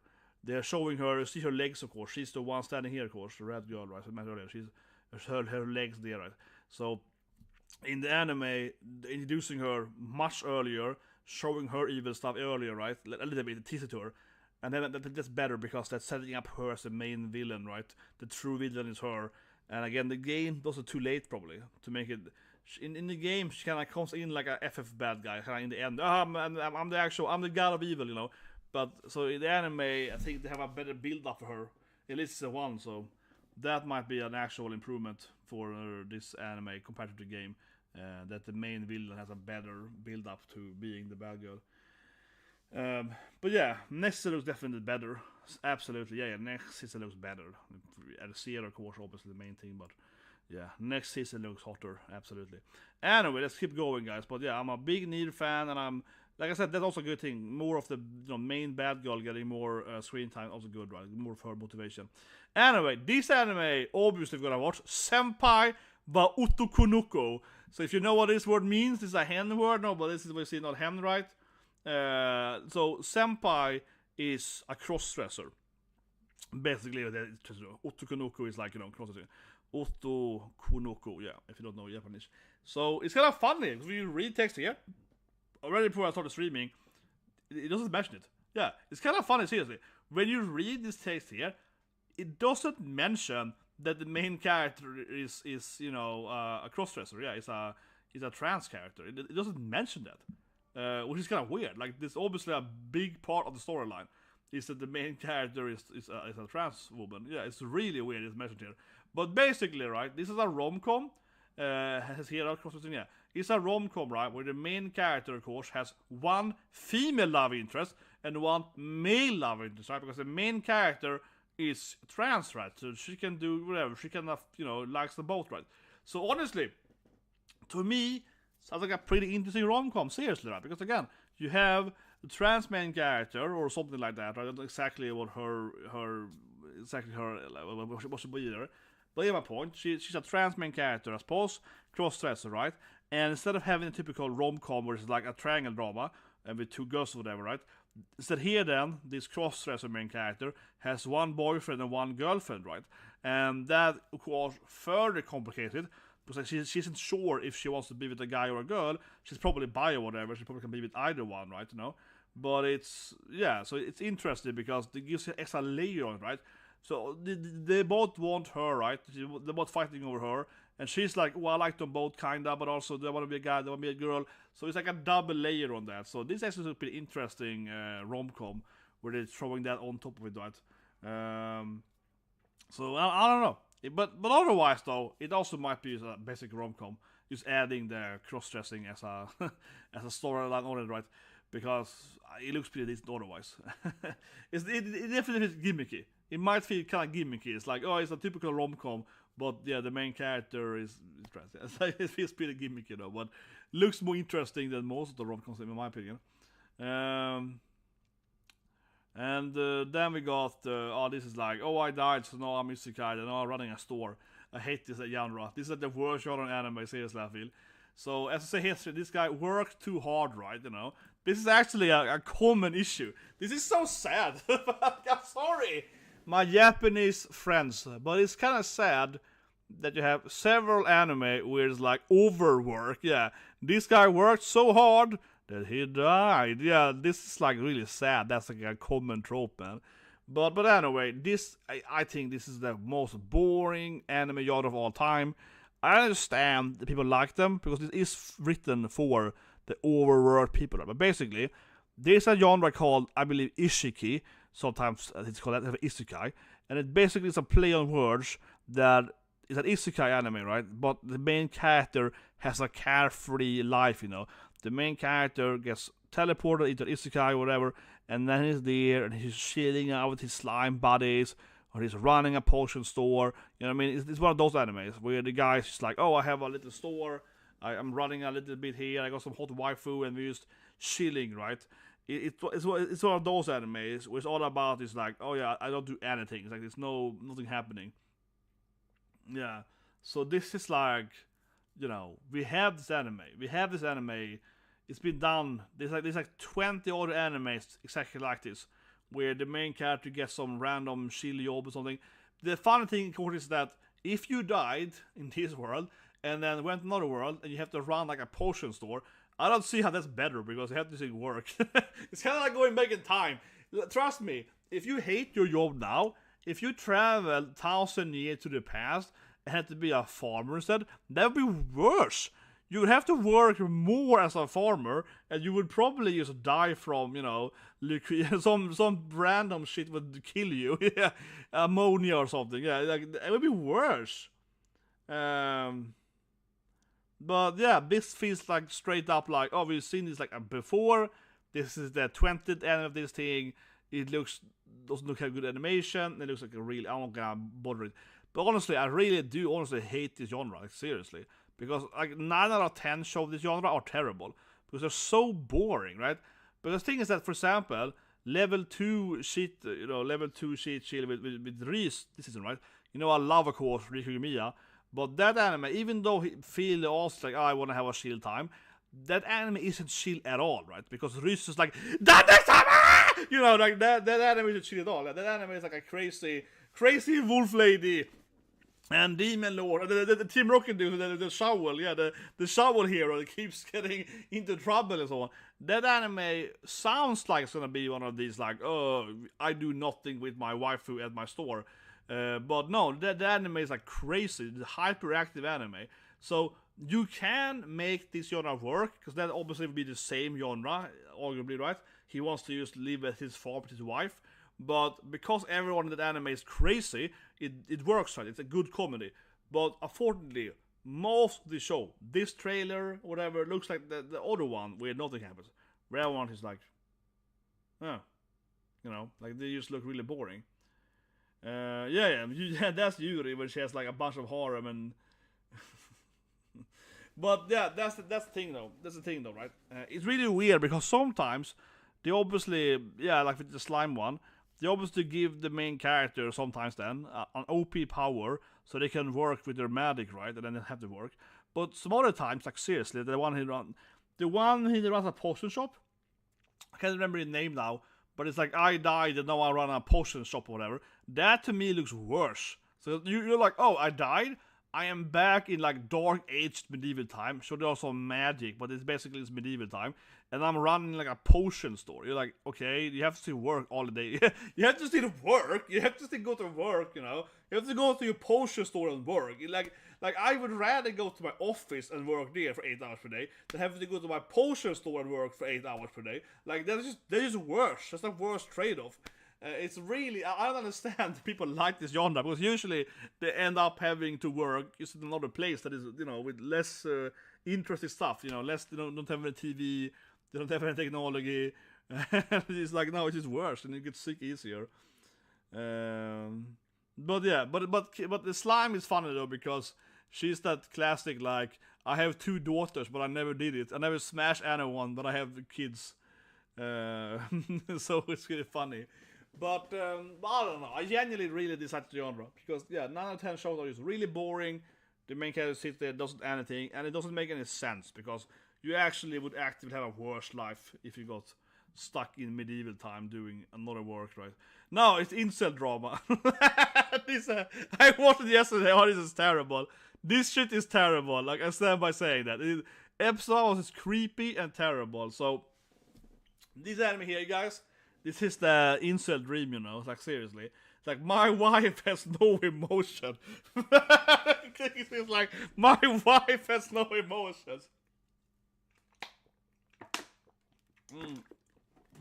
This shit is terrible. Like, so you have a guy, right?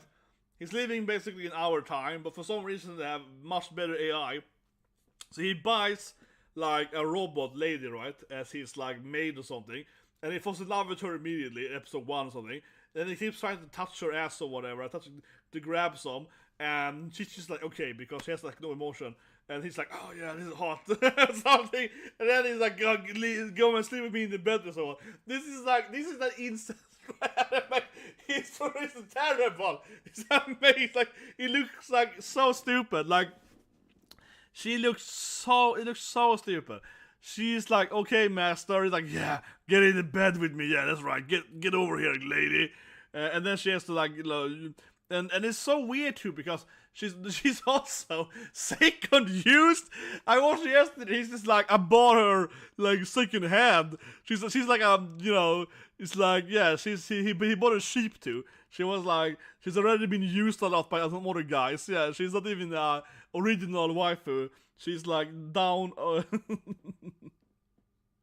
But honestly, she's really boring. Like, insane. This anime is terrible. Okay, the anime is terrible because obviously we have a lot of android waifus, right?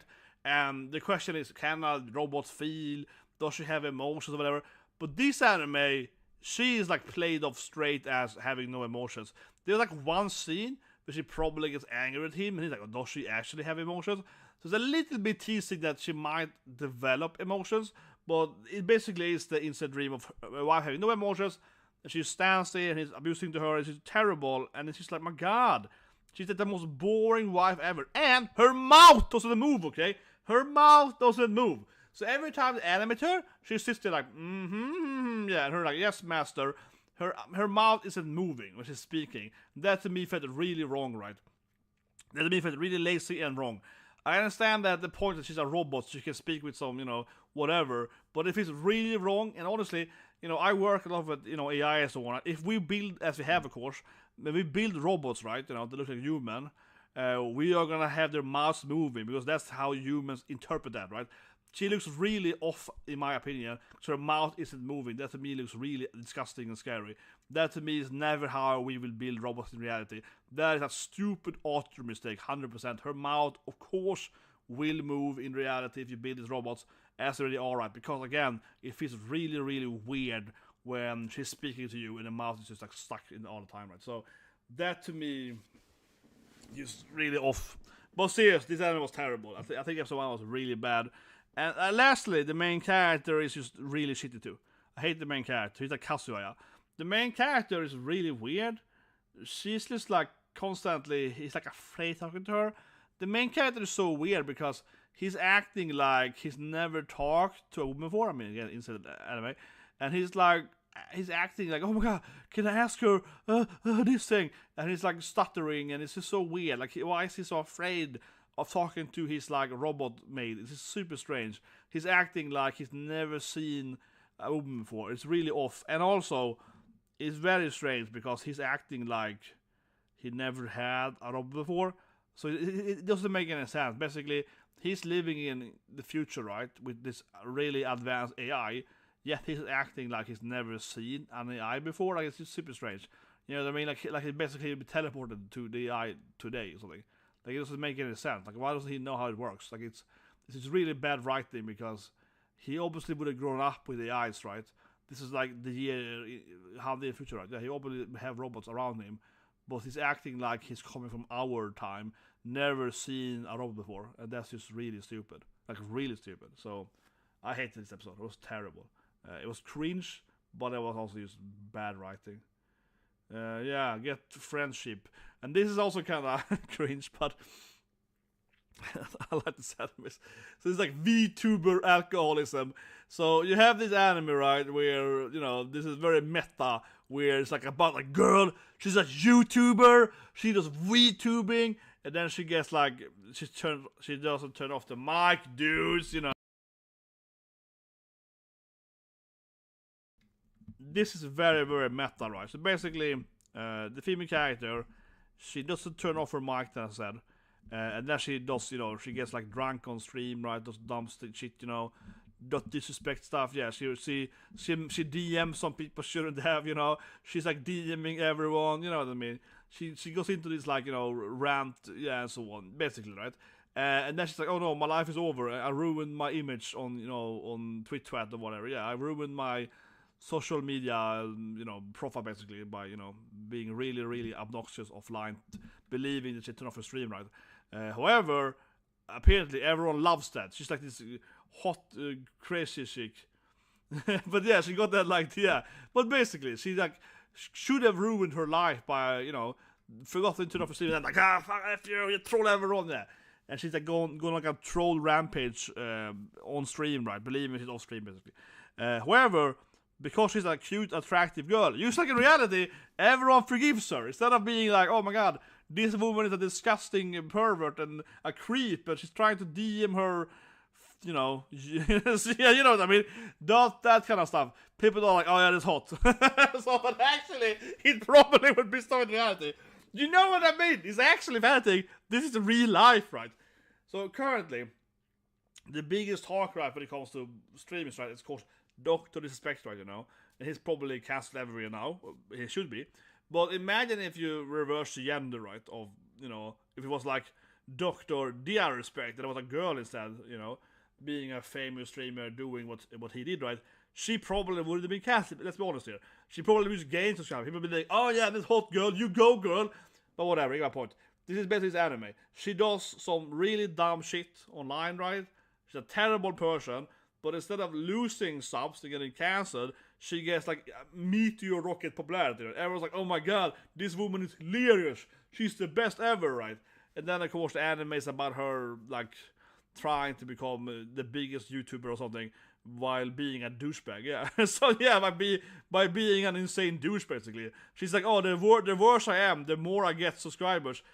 So honestly, it actually sounds pretty interesting. I mean, it honestly was like a pretty interesting storyline because she realized that the worse she is, right, the worse she treats people, the more she's aggressive online and writes them DMs or whatever while streaming that, the more subs she gets, right, which actually is kind of how it's in reality, right. takes one of those, Logan Paul or whatever, or I Show Speed or whatever. She'd be like, I'm just gonna be really obnoxious to everyone I meet online or whatever, and go out in the street and try to buy. Was that karting in Germany with I Show Speed? He's like, oh, you're gonna buy this car, and I'm being super annoying to people, right? Acting like, or Logan Paul running around in Tokyo toy Pokeballs. She basically becomes like that, I'm gonna do all this dumb stuff that everyone hates, right? But the more she does it, the better, the more fans she gets, right? So. And she's an attractive woman, of course, so she has that like shield, right? So honestly, it sounds like a pretty spot on storyline. But yeah, but the issue, though, I would say, all jokes aside, the issue with anime though is that it's probably kind of cringy meta, because the problem with these shows, right, is that the author has to basically write it based on more or less real stuff, right? It's basically like obviously like a parody on reality in a lot of ways. A parody on YouTubers or whatever. So I think it's gonna probably mostly be honestly kind of cringy, where he gets like, oh yeah, in the beginning I think it's pretty fine, but episode like 5 or 6 or whatever, where you kind of get into it, that's gonna be like, what can we joke about now, Because it's gonna be more and more extreme or more fringy.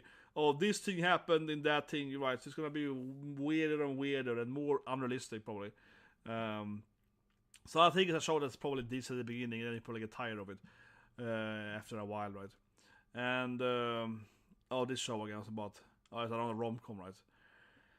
Making Hero, it's another rom-com. I'm tired of this thing. Rom-coms, whatever. I hated the show. It's so boring. Fable.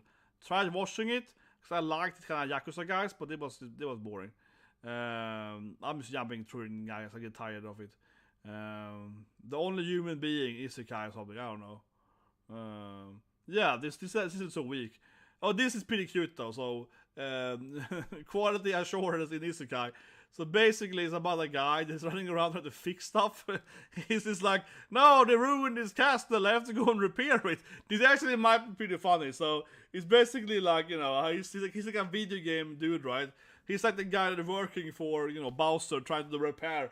Oh, Mario ruined the door again. He's the guy running around having to like fix the stuff that the heroes are breaking and so on. I have to repair the dungeon. So this might be pretty funny, especially if you play a lot of games, right? It's probably a lot of like jokes, like reference jokes and so on. Oh, stupid slimes or whatever. So I think it actually looks pretty funny. But I think that, like I said, right, for someone like me that has played all these games, Dragon Quest, Final Fantasy, whatever, right, Breath of Fire and so on. For someone like me that have played all those games, the anime is probably actually legit pretty funny. But I think you have to kind of like be pretty famous. Sorry. First slip. I think you have to have pretty much understanding of these famous games. You have to have like a deep understanding probably of all these like famous video games to really enjoy this anime probably. If you haven't played all those games, you probably won't get half the jokes right. This is usually how this anime turns out to be. They're very, very niche, right? They're written by a guy that's like a huge fan of these games. He played all of them, and now he's making a parody on them. But again, if you don't have the reference knowledge, it probably won't work, right? I mean, and that being said, it's probably not extremely niche enough, so it's probably fine if you play just the main games, right? You have not the smallest unknown titles, but still though, you probably have to have, like. Oh, that's true. Yeah, that's true. Yeah, Aqua has to fix Megamin's issues, but something like that. Yeah, he has to run around like fixing stuff. But actually, I think it's just fun. But like I said, I think this is an anime that I will really enjoy with having played all those games, but probably not very enjoyable. And also, usually they're very like Japanese oriented. So if you speak Japanese, they also get funny usually. I think that's one thing too, that comedy of course is better if you speak Japanese as always. If you understand what they're saying, right? Because some things can't be translated correctly. In any country, comedy is, I think, especially comedy works much better if you understand the language, right? And having to read a dub or whatever, because it's like no, the actual language has some jokes. It doesn't work otherwise translated. Absolutely. What more do we have? Honestly, I'm just kind of like uninterested now. Whatever. I don't care anymore. This is some We're in the bottom. Finally. This is what I'm looking for, guys. I don't care anymore. We're finally here. Obviously, the best new anime. Tick Elf Chicks. Come on, this is. But Aqua is good at building stuff. The thing is that we've seen Aqua is the robot, right? Aqua is a genius. Aqua is a genius builder. But anyway, this is of course the best new anime. We all know it, right? So basically, I talk about an other stream, right? It's about an elf chick, which is like really thick, right? She got huge eyes, huge ass, and then she wants to lose her body weight, basically her, her stomach, right? She wants to slim down on the stomach, and then she goes to the human train, and the whole anime is just a dumbbell, but instead of being, normal chicks at the gym, right? It's like an oni, an elf, a dark elf. It's a bunch of different monster girls. It's just like monster girl at the gym, right? Instead of guys at the gym. Yeah, exactly, the milk cartons. It's amazing Aqua should be the milk cartons. But seriously, this anime I think looks really fun. It's basically it's very itchy. It's like muscle girls training, and yes, of course, the main character is really fat in the beginning, but she gets slimmer according to the whole point. And the other girls are pretty hot, like a big oni chick and so on, right? So if you like, muscular girls and so on, yeah, this is a thing for you, right? The bricks chick. So I think it looks like the best anime, but it's kind of funny because it takes that, like, monster musume anime, right? Like an issue with monster girls, and combines it with, of course, a dumbbell. So now it's like monster girl at the gym, kind of doing cute stuff instead of, whatever, yeah. It's like a combination of those two animes. But I think it looks pretty, genuinely pretty hot, man. I'm waiting, guys. I'm waiting for it. I'm excited, man. I read the first manga volume. I'm excited to see the anime. Unfortunately, it's short form, so this will probably 10 minutes long, though. Hopefully. Short form might be even shorter if you're unlucky. So I don't know exactly what they mean with that, because short form is like 3 to 10 minutes. So it probably is half episodes, but it also might be really short. It will be really unfortunate if it's like 3 minutes. But anyway, Rick and Morty, yeah, that's true. Put it up there. This actually looks interesting, of course. I mean, I like Rick and Morty, but it's a 10 episodes, but we don't know. I feel like we don't know how long they're gonna be, or the full episode, or they're written by the same guys. Is it just that it's Rick and Morty, but it's animated, but the jokes are the same? So here I'm very, very confused, honestly. I mean, I like Rick and Morty, and this anime is very unclear how long it is and all this stuff, right? But if you assume that it is just Rick and Morty, but in anime style animation instead of typical Western cartoon, then it's probably be really good, right? It's the same jokes, the same craziness, perhaps, right? Perhaps. So this might be a really, really good show. But like I said, it's very confusing what they're actually gonna do with it. I wouldn't be surprised if it's shorter episodes, right? I don't think it's gonna be full-time episodes. I do guess they're gonna be shorter, but still is probably really good. But I'm honestly a little bit very unclear on how these things are gonna be done, right? Very unclear.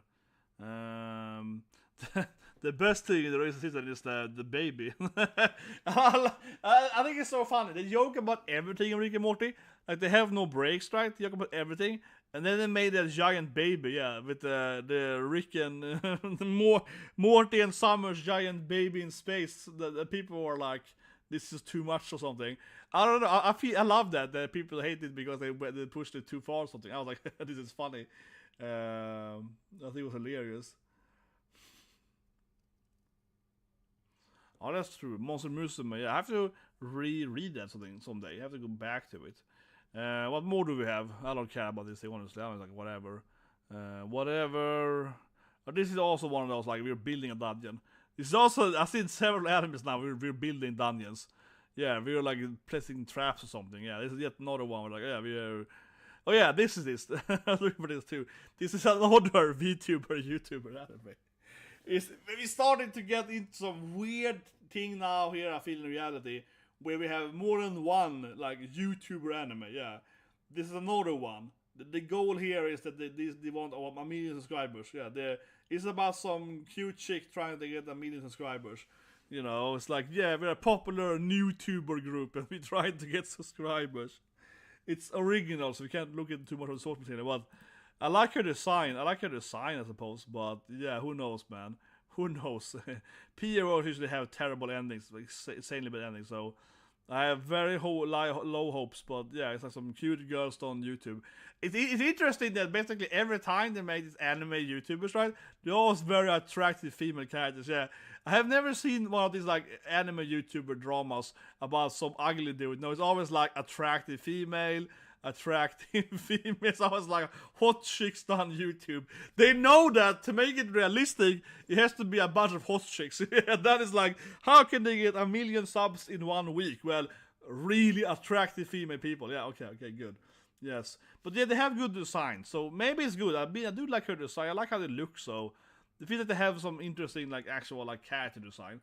So that's pretty nice in this anime. So I'm gonna check it out, but it does feel very cringe, like hot chicks trying to get YouTube subscribers. Yeah, and then we have Conan. Now we have no other PA works in the bottom here.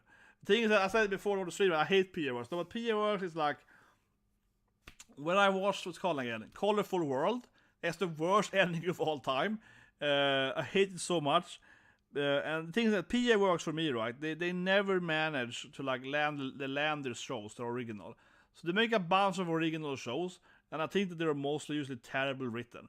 They usually have like a good start, and then they have like a really terrible mid and an insanely bad ending. Most of PA Works stuff, it's so badly written, I think. And this anime, both the anime here are PA Works, and I'm just like, I have no faith in this company at all, basically, at all. Like I'm just like, oh my god, they're like 1 out of 10 animes that they make are good. I think for the whole anime, yeah. Like I said, usually a strong start, and then it's just like, oh my god, this is what it's doing in the middle now.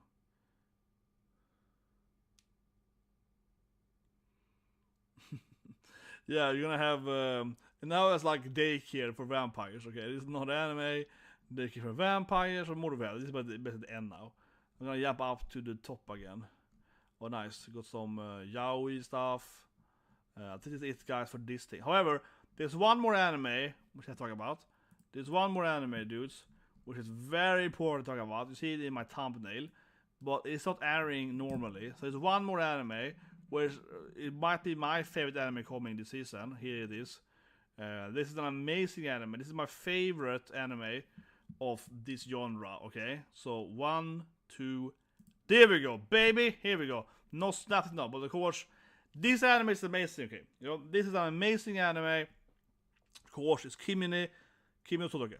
Kimi no Todoke is like the best shoujo anime of all time. Okay, about I am Savaku and Sadako and so on. It's an amazing anime. I love this anime so much. It's I keep saying it, but this is like the best shoujo anime of all time. It's fantastic, romantic or drama. Best scene, of course, when taking the benches. Like, get up, I want to be next to her, or so on. Yeah, it's a super sweet anime. It's incredibly good. Now it's funny because 1 and 2 aired like over 10 years ago. So this has been like a huge. This is probably the longest break between Season 2 and Season 3. I don't know, it's like 15 years, something crazy. If I'm wrong, but I don't think any other animes ever had so long break in between 2 seasons ever. But anyway, the best shoujo of all time. I have one of the images right on my main channel here, right? It's fantastic anime in all possible ways, and I am really excited for the 3rd season here.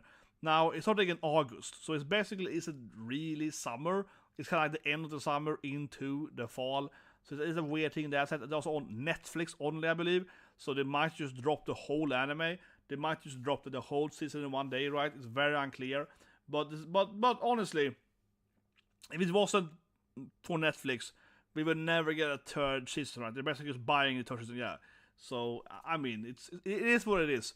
But I wouldn't be surprised if they drop all the anime, all episodes in one day, something crazy binging, in some weird day. But obviously, I am still very excited for it, very hyped. Can finally see more of the anime. It's an anime that I have rewatched like 5-6 times at least. I probably have rewatched this anime at least 5 times, yeah. Probably more than that.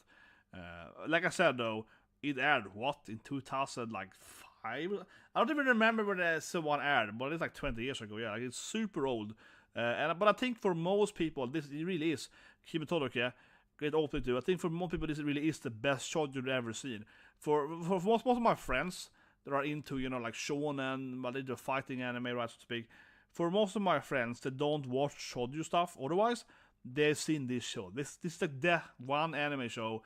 Yeah, Kimi Todoroki is like the one show that people have seen that aren't into shoujo. This is like always the one recommended shoujo show, right?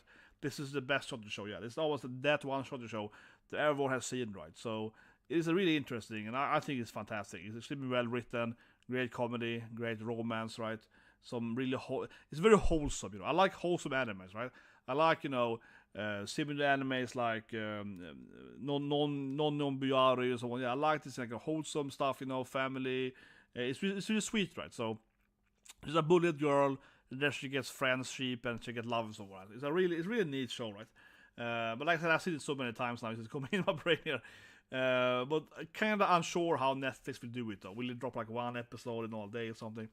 But anyway, we also have the Code Geass stuff that is currently ongoing. And this is really weird because I didn't even know what's back.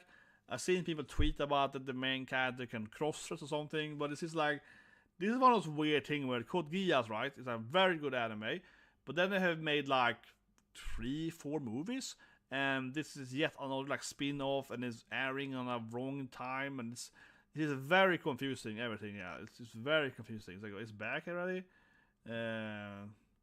Of course. Everything with everything with girls and that is wholesome. Everyone knows that. Come on, that's the most wholesome thing ever. Everyone knows that. Yeah, but the guys getting a new show. What's more? Dead. This is airing. I don't know what it is. Yeah, Baki, of course. Yeah, they all have the one. Keiguna, Shuguna, so one. Yeah, they have this thing going all the time, right? Oh, a Terminator show. Terminator anime. Yeah, it's probably gonna be whatever. What more do we have?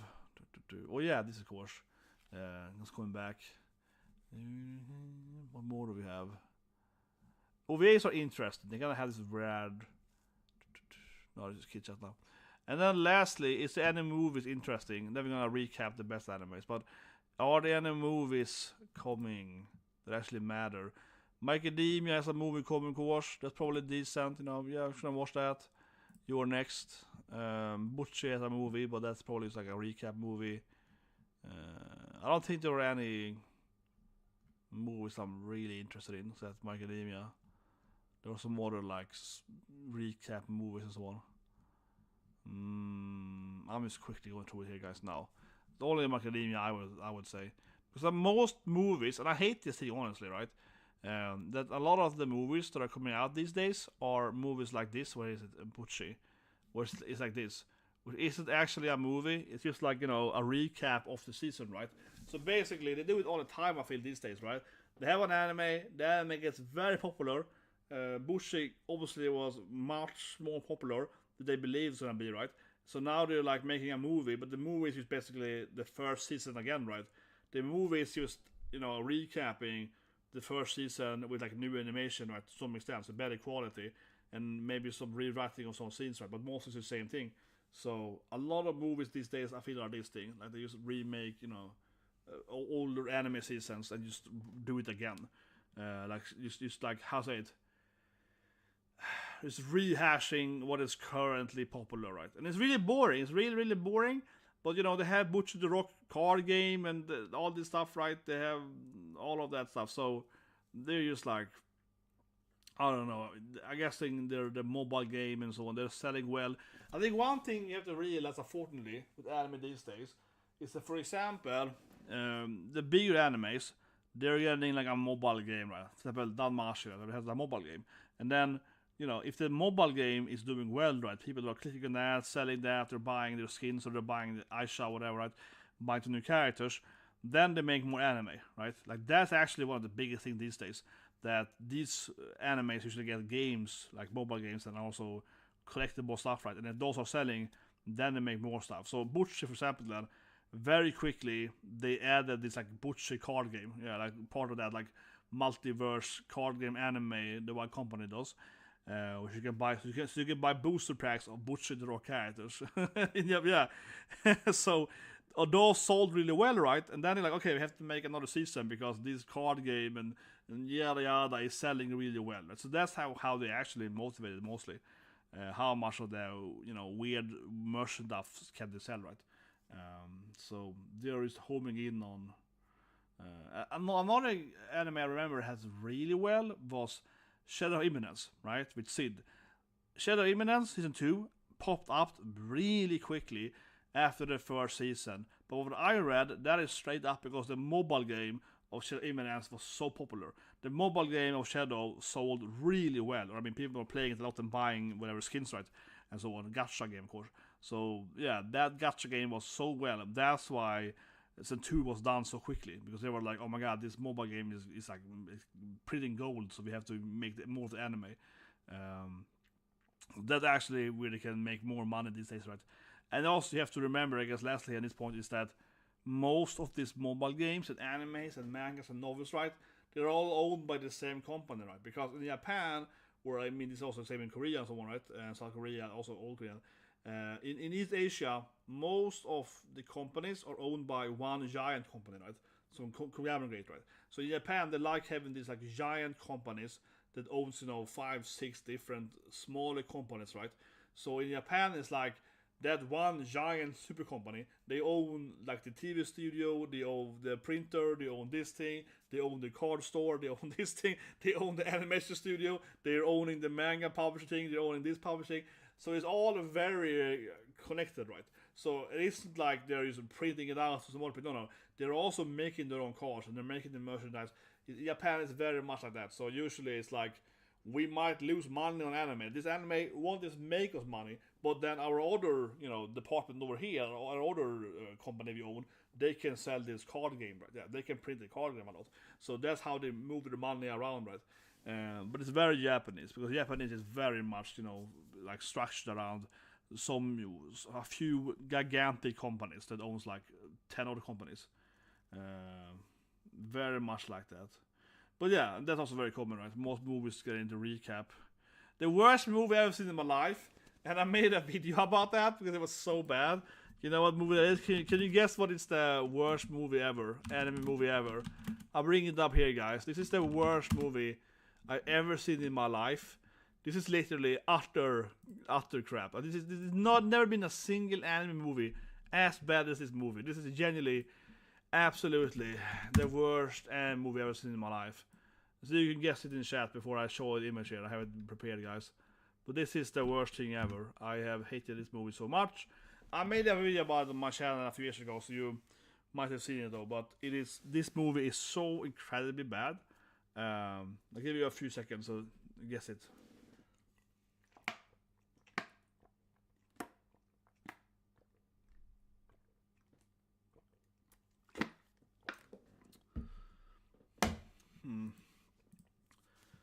No taker yet. So this movie is over 2 hours. No, this movie is way worse, okay? This movie is way worse.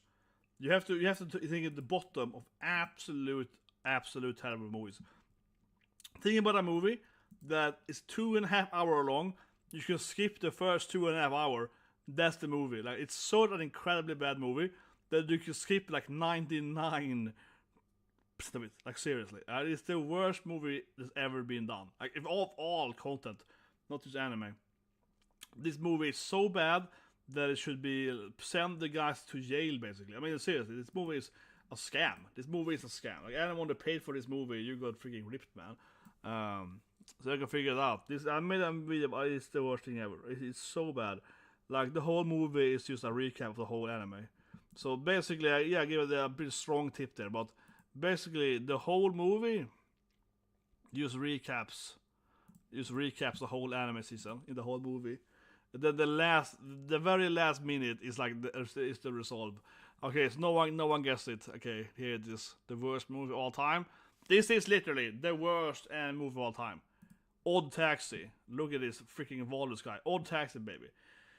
So Odd Taxi is the worst movie that's ever been made of all things, not just anime, of all things. So basically, the movie is over 2 hours long. Okay, it's insanely long. And the whole movie is just recapping the season of the anime. It's just recapping every scene of the whole movie. It's just like recap. The thing is that the main character, spoiler now there, the main character gets attacked in his car, in the taxi, right? In the end of last season. So the season ends with him getting attacked by the serial killer.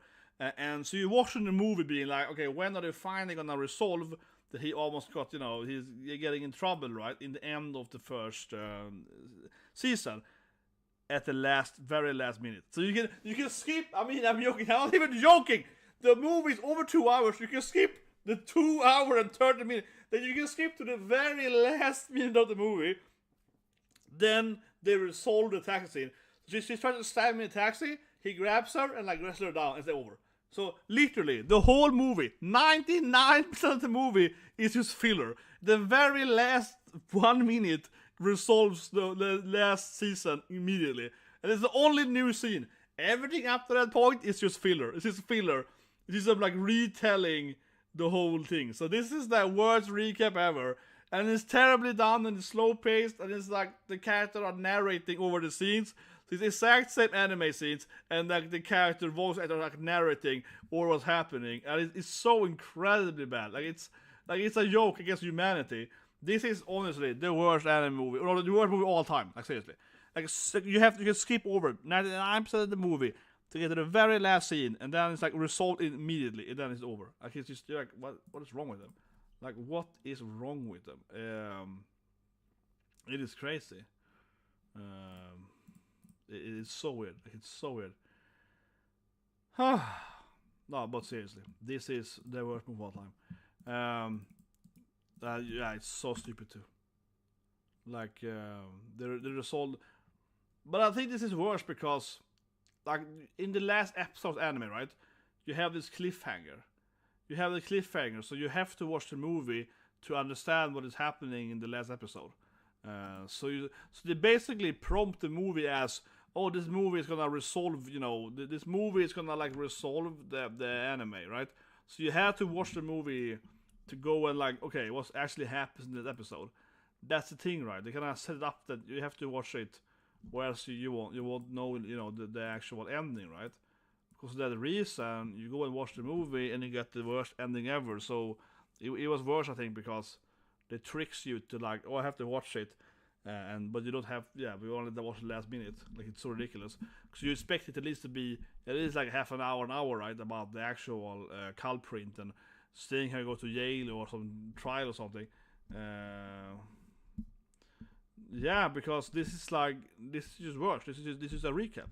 Nothing happens, and you have to wait for 2 hours to finally get the very last minute of new content. Like it's the biggest scam ever. You're getting completely scammed, right? But anyway, we're gonna recap quickly then, I guess. I wanna recap. This is all the animes, guys. So in the end of the stream, of course, now I wanna recap. Let me just move that a bit like that. I guess it's better. Yeah, like that. So I wanna just recap quickly, right? The animes I think are interesting.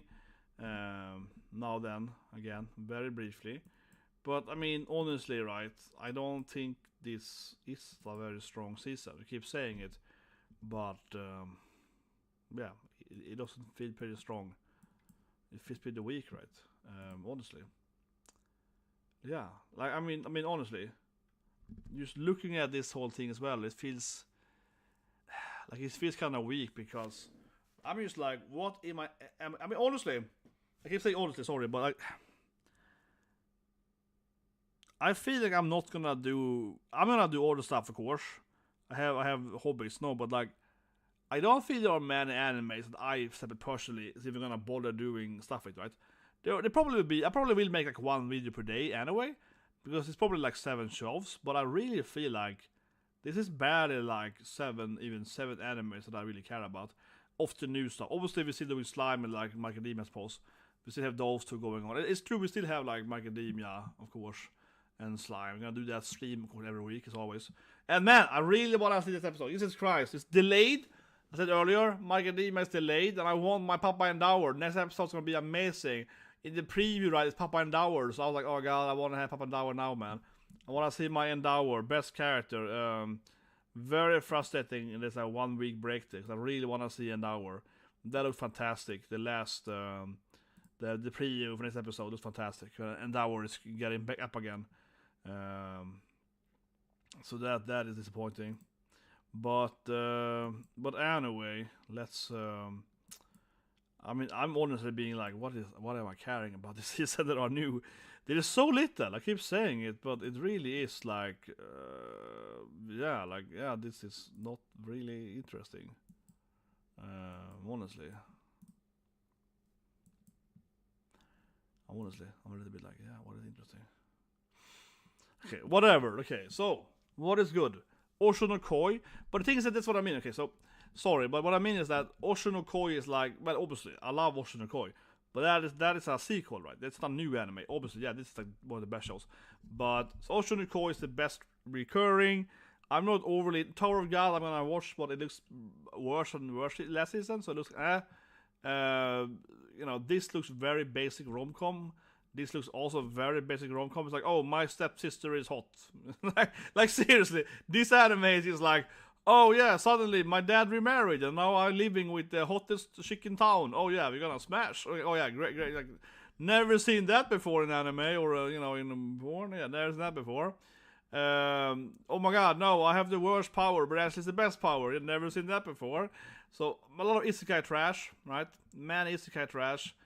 This horror anime actually pretty funny that she's like 10 different people. That's pretty funny. I'll probably check out Alice because I love the also, but it looks really ugly. Like they changed the art direction. It looks way worse. Everyone's complaining about it way worse. Obviously, Dear Anime looks the best. This anime is by far my highlight, I say massively. This anime looks like, knockoff Marin, right? So it's Marin but uglier, so I guess it's decent. Damasha actor, Victoria, I kinda like the parry dude. He's like Asta to me, yeah. I like the parry dude. He's like a huge guy with parry. I like it. Good guy. Victoria was pretty fine. The guy that's some Pokemon, yeah. L Trainer, yeah, the L Trainer. Great character, L Trainer. OP dude. This looks pretty decent, right? Cross-dressing, rom-com. Looks fine. Yeah, what if we were a cross-dresser? Would we get smashing? Who knows, right? Yeah, looks decent. What more do we have? The Dead. If my wife had no emotion, I would be happy. Yeah, fantastic show. I really disliked episode 1. It was terrible. Elf Girls, of course. Thick Elf Girls. Rick and Morty, perhaps, might be good, right? It's probably gonna be good, but it's very unclear how long it is, right? Yeah, very unclear what actually that means. I mean, that's kind of it, right? I kind of like this design of the... I do like the design a lot, though. And this one sounds pretty funny, actually, like a douchebag YouTuber. The douchebag streamer girl gets famous. It's like, that sounds pretty accurate. Yeah, like, everyone's like, that sounds really accurate. It's very on point. Yeah, it's like, terrible personality human being doing terrible stuff to people gets famous. You're like, that sounds really on point. Yeah, so... pretty interesting. Oh yeah, of course, Nier. Sorry, Nier, of course, I forgot. Yeah, Nier, obviously. But, I mean, yeah, that's kind of it, right? Nier, I also kind of like, I love Nier, but that's a given, though, because I like the games. Yeah, I don't know. Yeah, Deer, I mean, I am Deer anime. But like I said, that's also Nier, it's also a sequel, yeah. Like, the Deer anime is definitely the anime that I am most excited for of the new animes by far. They're really new. There's no sequel. There's no prequel, whatever it is. The Dear Anime. Dear Anime wins, man. Yeah, Dear Anime wins. Reincarnate. I mean, so many isekais. I don't know what you mean. L Anime. What? The L Anime? People saying it's good. What is it?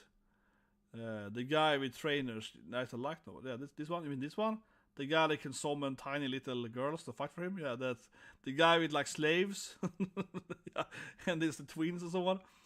Oh man. I honestly, like I kept saying, right? I don't know. Like this seems like a really bad season.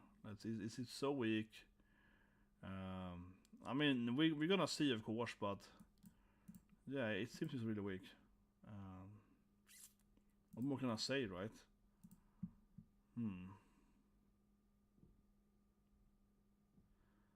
MC. Oh yeah, that's one. But that's coming next season. Oh yeah, I see what you mean. Okay, I get what you mean. But that's coming next season. Okay, so yeah. I get what you're talking about. You're talking about. No, I know what you're talking about. My wife turned into a little girl. Yeah, everyone is like that makes talked about a lot. I know what you're talking about. That anime has been mentioned a lot, right? But that anime is actually coming out next season, I believe. It's not coming out this season. I think it's talked about a lot because the trailer dropped like a few years ago. But I believe it's coming out either next season or even in winter. But I still can find it because I know what I'm talking about. They're talking about that my wife turned into. Let's see if I can find it. No, it says give me error when I try to Google it or search for it. But I know what you're talking about. Yeah, it's like my wife is now. Yeah, so I know exactly what. I think it's October, but it also might even be next year because I don't see it here when I'm looking at October. I don't see it here actually. Well, it also might be. Maybe it's an OVA. I don't think so though. So I'm looking at winter anime. Winter anime has 100 girls coming back. That'd be nice. No, it's probably October, I believe. But yeah, it's not coming this season. I mean, I'm doing a quick check here on next season for fun of it. I don't have to stream soon, guys, so smash that like button. But yeah, I can do a quick check on next season just for fun of it. But like you said, right? Yeah, like that anime has been talked about the most. But it doesn't air right now. It's just been talked about by everyone because obviously it's a very questionable title and so on. But that anime, what I've heard at least, is a good anime. Yeah, everyone keeps defending it. All the fans of it say it's a really well-written manga. It just sounds like it has like the dumbest name ever. Like it sounds like it has just a terrible, terrible name, right? Where it's like, why did you have to name it like this? Couldn't you name it something else? Yeah, it sounds like the author is just like, oh, this sounds great. So yeah, it's very like unnecessary, questionable. I think it would probably just could have a better name, right? Sounds just really weird. So I don't know, but anyway, let's see what do we have next season then. This anime I think is pretty fine. Senri, Isekai, S0 of course. Yeah, next season S0 obviously. Alferata is back. Oh my god, it's Alferata and S0 at the same time. We gotta watch. We gotta watch Alferata. Forget about the Mashai. We got Alferata. We got OG Edgelord. We got our beloved Edgelord. It's like, I hate everyone, but actually I want to save them all. Yeah, we got the classic Edgelord. And look, the bunny girl is in the focus here for some reason. She's there, yeah, the bunny chick with the bunny powers turning into bunny hammer girl. She's the one in focus for some reason, so that's positive. She's the best character. Can't remember her name now, but yeah, bunny chick. Sword Art Online, some spin-off. Yeah, Danmashi with a lot of roses. Looks like something from Elden Ring, that area there, the Lykiros area. What's more? Oh yeah, Blue Locks on Back Soccer. Oh yeah, Shangri-La. Let's see. Dan, of course, about that one. Oh my god, Hito the Butcher Isekai. Yes, not a butcher character, okay? Demon Lords or whatever. My Kabidoning people, my god. He's Kabidoning it. Some new Monster Girl anime, why not, right? Living with Lamias, yeah, why not? Oh yeah, Blöchis, that's 5 then? 4? Oh, whatever. What more do we have? Well, new Dragon Ball show? What's that then? That might check out. And what's lastly?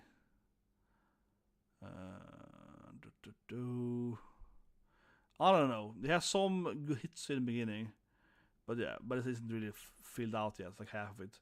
Obviously, Zero is the one we really care about, right? But yeah, that's kind of the season, guys.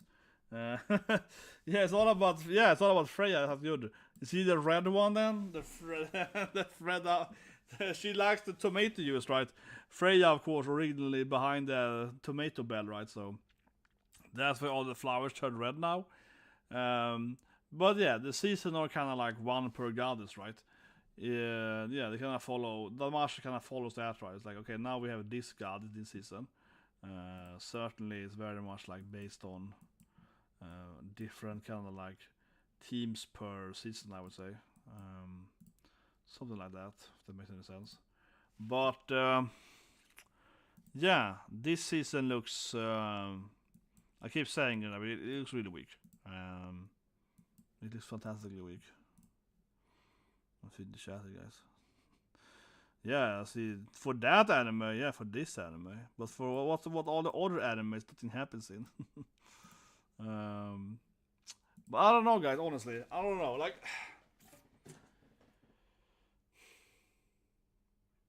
I think we're a little bit in a recession of animes, right? To some quality extent, even worse than last year, because it's like this season, right? We have, I don't know, 10 isekais at least, right? At least. And almost every isekai just sounds like another isekai I've seen before, right? Like, I said it in another stream earlier, I think last year, the similar stream. But I think a big issue is that you can't basically tell. You're like, oh, I'm reading the synapse, I'm watching the trailer. This looks like every other isekai ever, like the trash isekai. Yeah, it's not a generic isekai. I have no idea what's happening. It's like, it's so hard to even be able to like tell the difference between them. Like, they're so similar. And then the other anime we're getting is like, my stepsister is attractive. You're like, oh yeah, great. And then we get two of those, like, suddenly my stepmom is pretty into me or something. Yeah, it's like, oh yeah, great. So it's like, what do you have left then? Yeah, what do you have left then, right? Yeah, we gotta do a build, man. We gotta do it. Everyone just has to do a build. No, but we will see. But generally, I feel like I'm not gonna do many videos about anime next season. Like I said, it feels like it's one per day, right? Roughly speaking. I do say that, and then every time I do remember that, well, okay, we have like My Academia and so on. So it's a bunch of recurring. It's like 1, 2, 3 Deer anime, 4, something like that, Nier 5, yeah, something like that. But honestly, I keep saying it, but the Deer anime is the only anime that I'm really excited for. Yeah, the Deer anime, seriously, the only anime that I'm is like, this looks bonkers good. He's the freaking My Dear Friend. Right? This is the only anime of the new animes where I feel like this looks really good. Like, this is really, really good. Yeah, we gotta have all at the same time, man. We gotta have Aqua. It's gonna be more meetings in Slime. It's gonna be like, how do you have more proper meetings in every episode? It's gonna be fantastic. It's gonna be, oh, so much meetings. But anyway, guys, like the video, subscribe, slap it, and of course today we have the final episode of our beloved dual wielder Rudy. So we're gonna have Rudy coming home, right, from vacation with his parent. That turned out really well, of course. And now we're gonna have like, ooh, he's gonna have to dual wield with that. Ooh, it's gonna be, oh, it's gonna go great. It's gonna go so great. Oh, I can't wait, right? I can't wait for him to do wield his home. That's gonna be great today. But before that, we are gonna watch, of course, Mushoku Tensei. Oh, sorry, we're gonna watch Demon Slayer. I mean, before we watch Demon Slayer, which today is gonna be an hour episode. Okay. Last week they lied and said, "Oh, it's gonna be a 40-minute episode," but it was more like 30 minutes, right? So, so I'm guessing that, I'll say it, 60 minutes probably means like 50 minutes, 45 maybe. But still, I'm excited today, right? We're gonna see the final fight today in Demon Slayer. I think that looks really interesting because they have a new guy entering, a new powerful guy. So I think it's a great episode. Hope I see you that later. But it also means that the Tensei video will be done later, right? Because unfortunately they air on the same time now then, right? Mushoku Tensei air right after Demon Slayer. And like I said, because Demon Slayer is like a double episode, it's gonna air over that. So I'm gonna start with Demon Slayer, right? And that's gonna mean that Tensei will come out at least half an hour later then, of course. Because, yeah, like it's, what can I do in that sense, right? It's gonna be much easier to just keep doing Demon Slayer. Otherwise, I'll have to watch half Demon Slayer, pause it, right? And then go over to, now this is weird. I'm gonna watch Demon Slayer and then go to Mushoku Tensei afterwards, instead of watching half Demon Slayer. I finish it. But I am looking forward a lot to see how Rudy handles his new wife, though, at least as well. Otherwise, I think that most animes are done for this season. I don't think we have any anime that haven't been finished. I think today is the last day of spring. Ignoring like Slime and so on, the opposite ongoing. I think every other anime is finished. Because like Fenrir is finished last Monday. Konosuba is finished, so on. I think every anime is finished. You gotta sleep more, man. You gotta sleep more, yeah. But I hope to see you soon later with Mushu Tensei. We gotta watch that. You gotta take some break and come back. There's only more than 3 hours left now for Demon Slayer, and then like 4 hours for the dual wielding. Yeah, we're gonna dual wield in 4 hours for now. That's the important thing here. But yeah, it's slime, and I think this is today's ending. So maybe make another stream next week when we discuss this season. This season was really good, of course. I had one of the best seasons. That was good, yeah. Rimmaru, but I feel like, Rams is so annoying. She's like, yeah, Rimmaru, please give me a job. He's like, oh god, this woman is super annoying. Like I wrote, she's kind of like this annoying cousin, right? Like your mom is like, but you have to hire your cousin Jessica.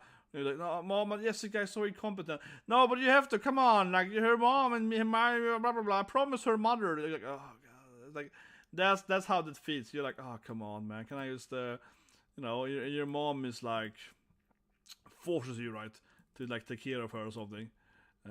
That's how that feels a lot. that feels 100%.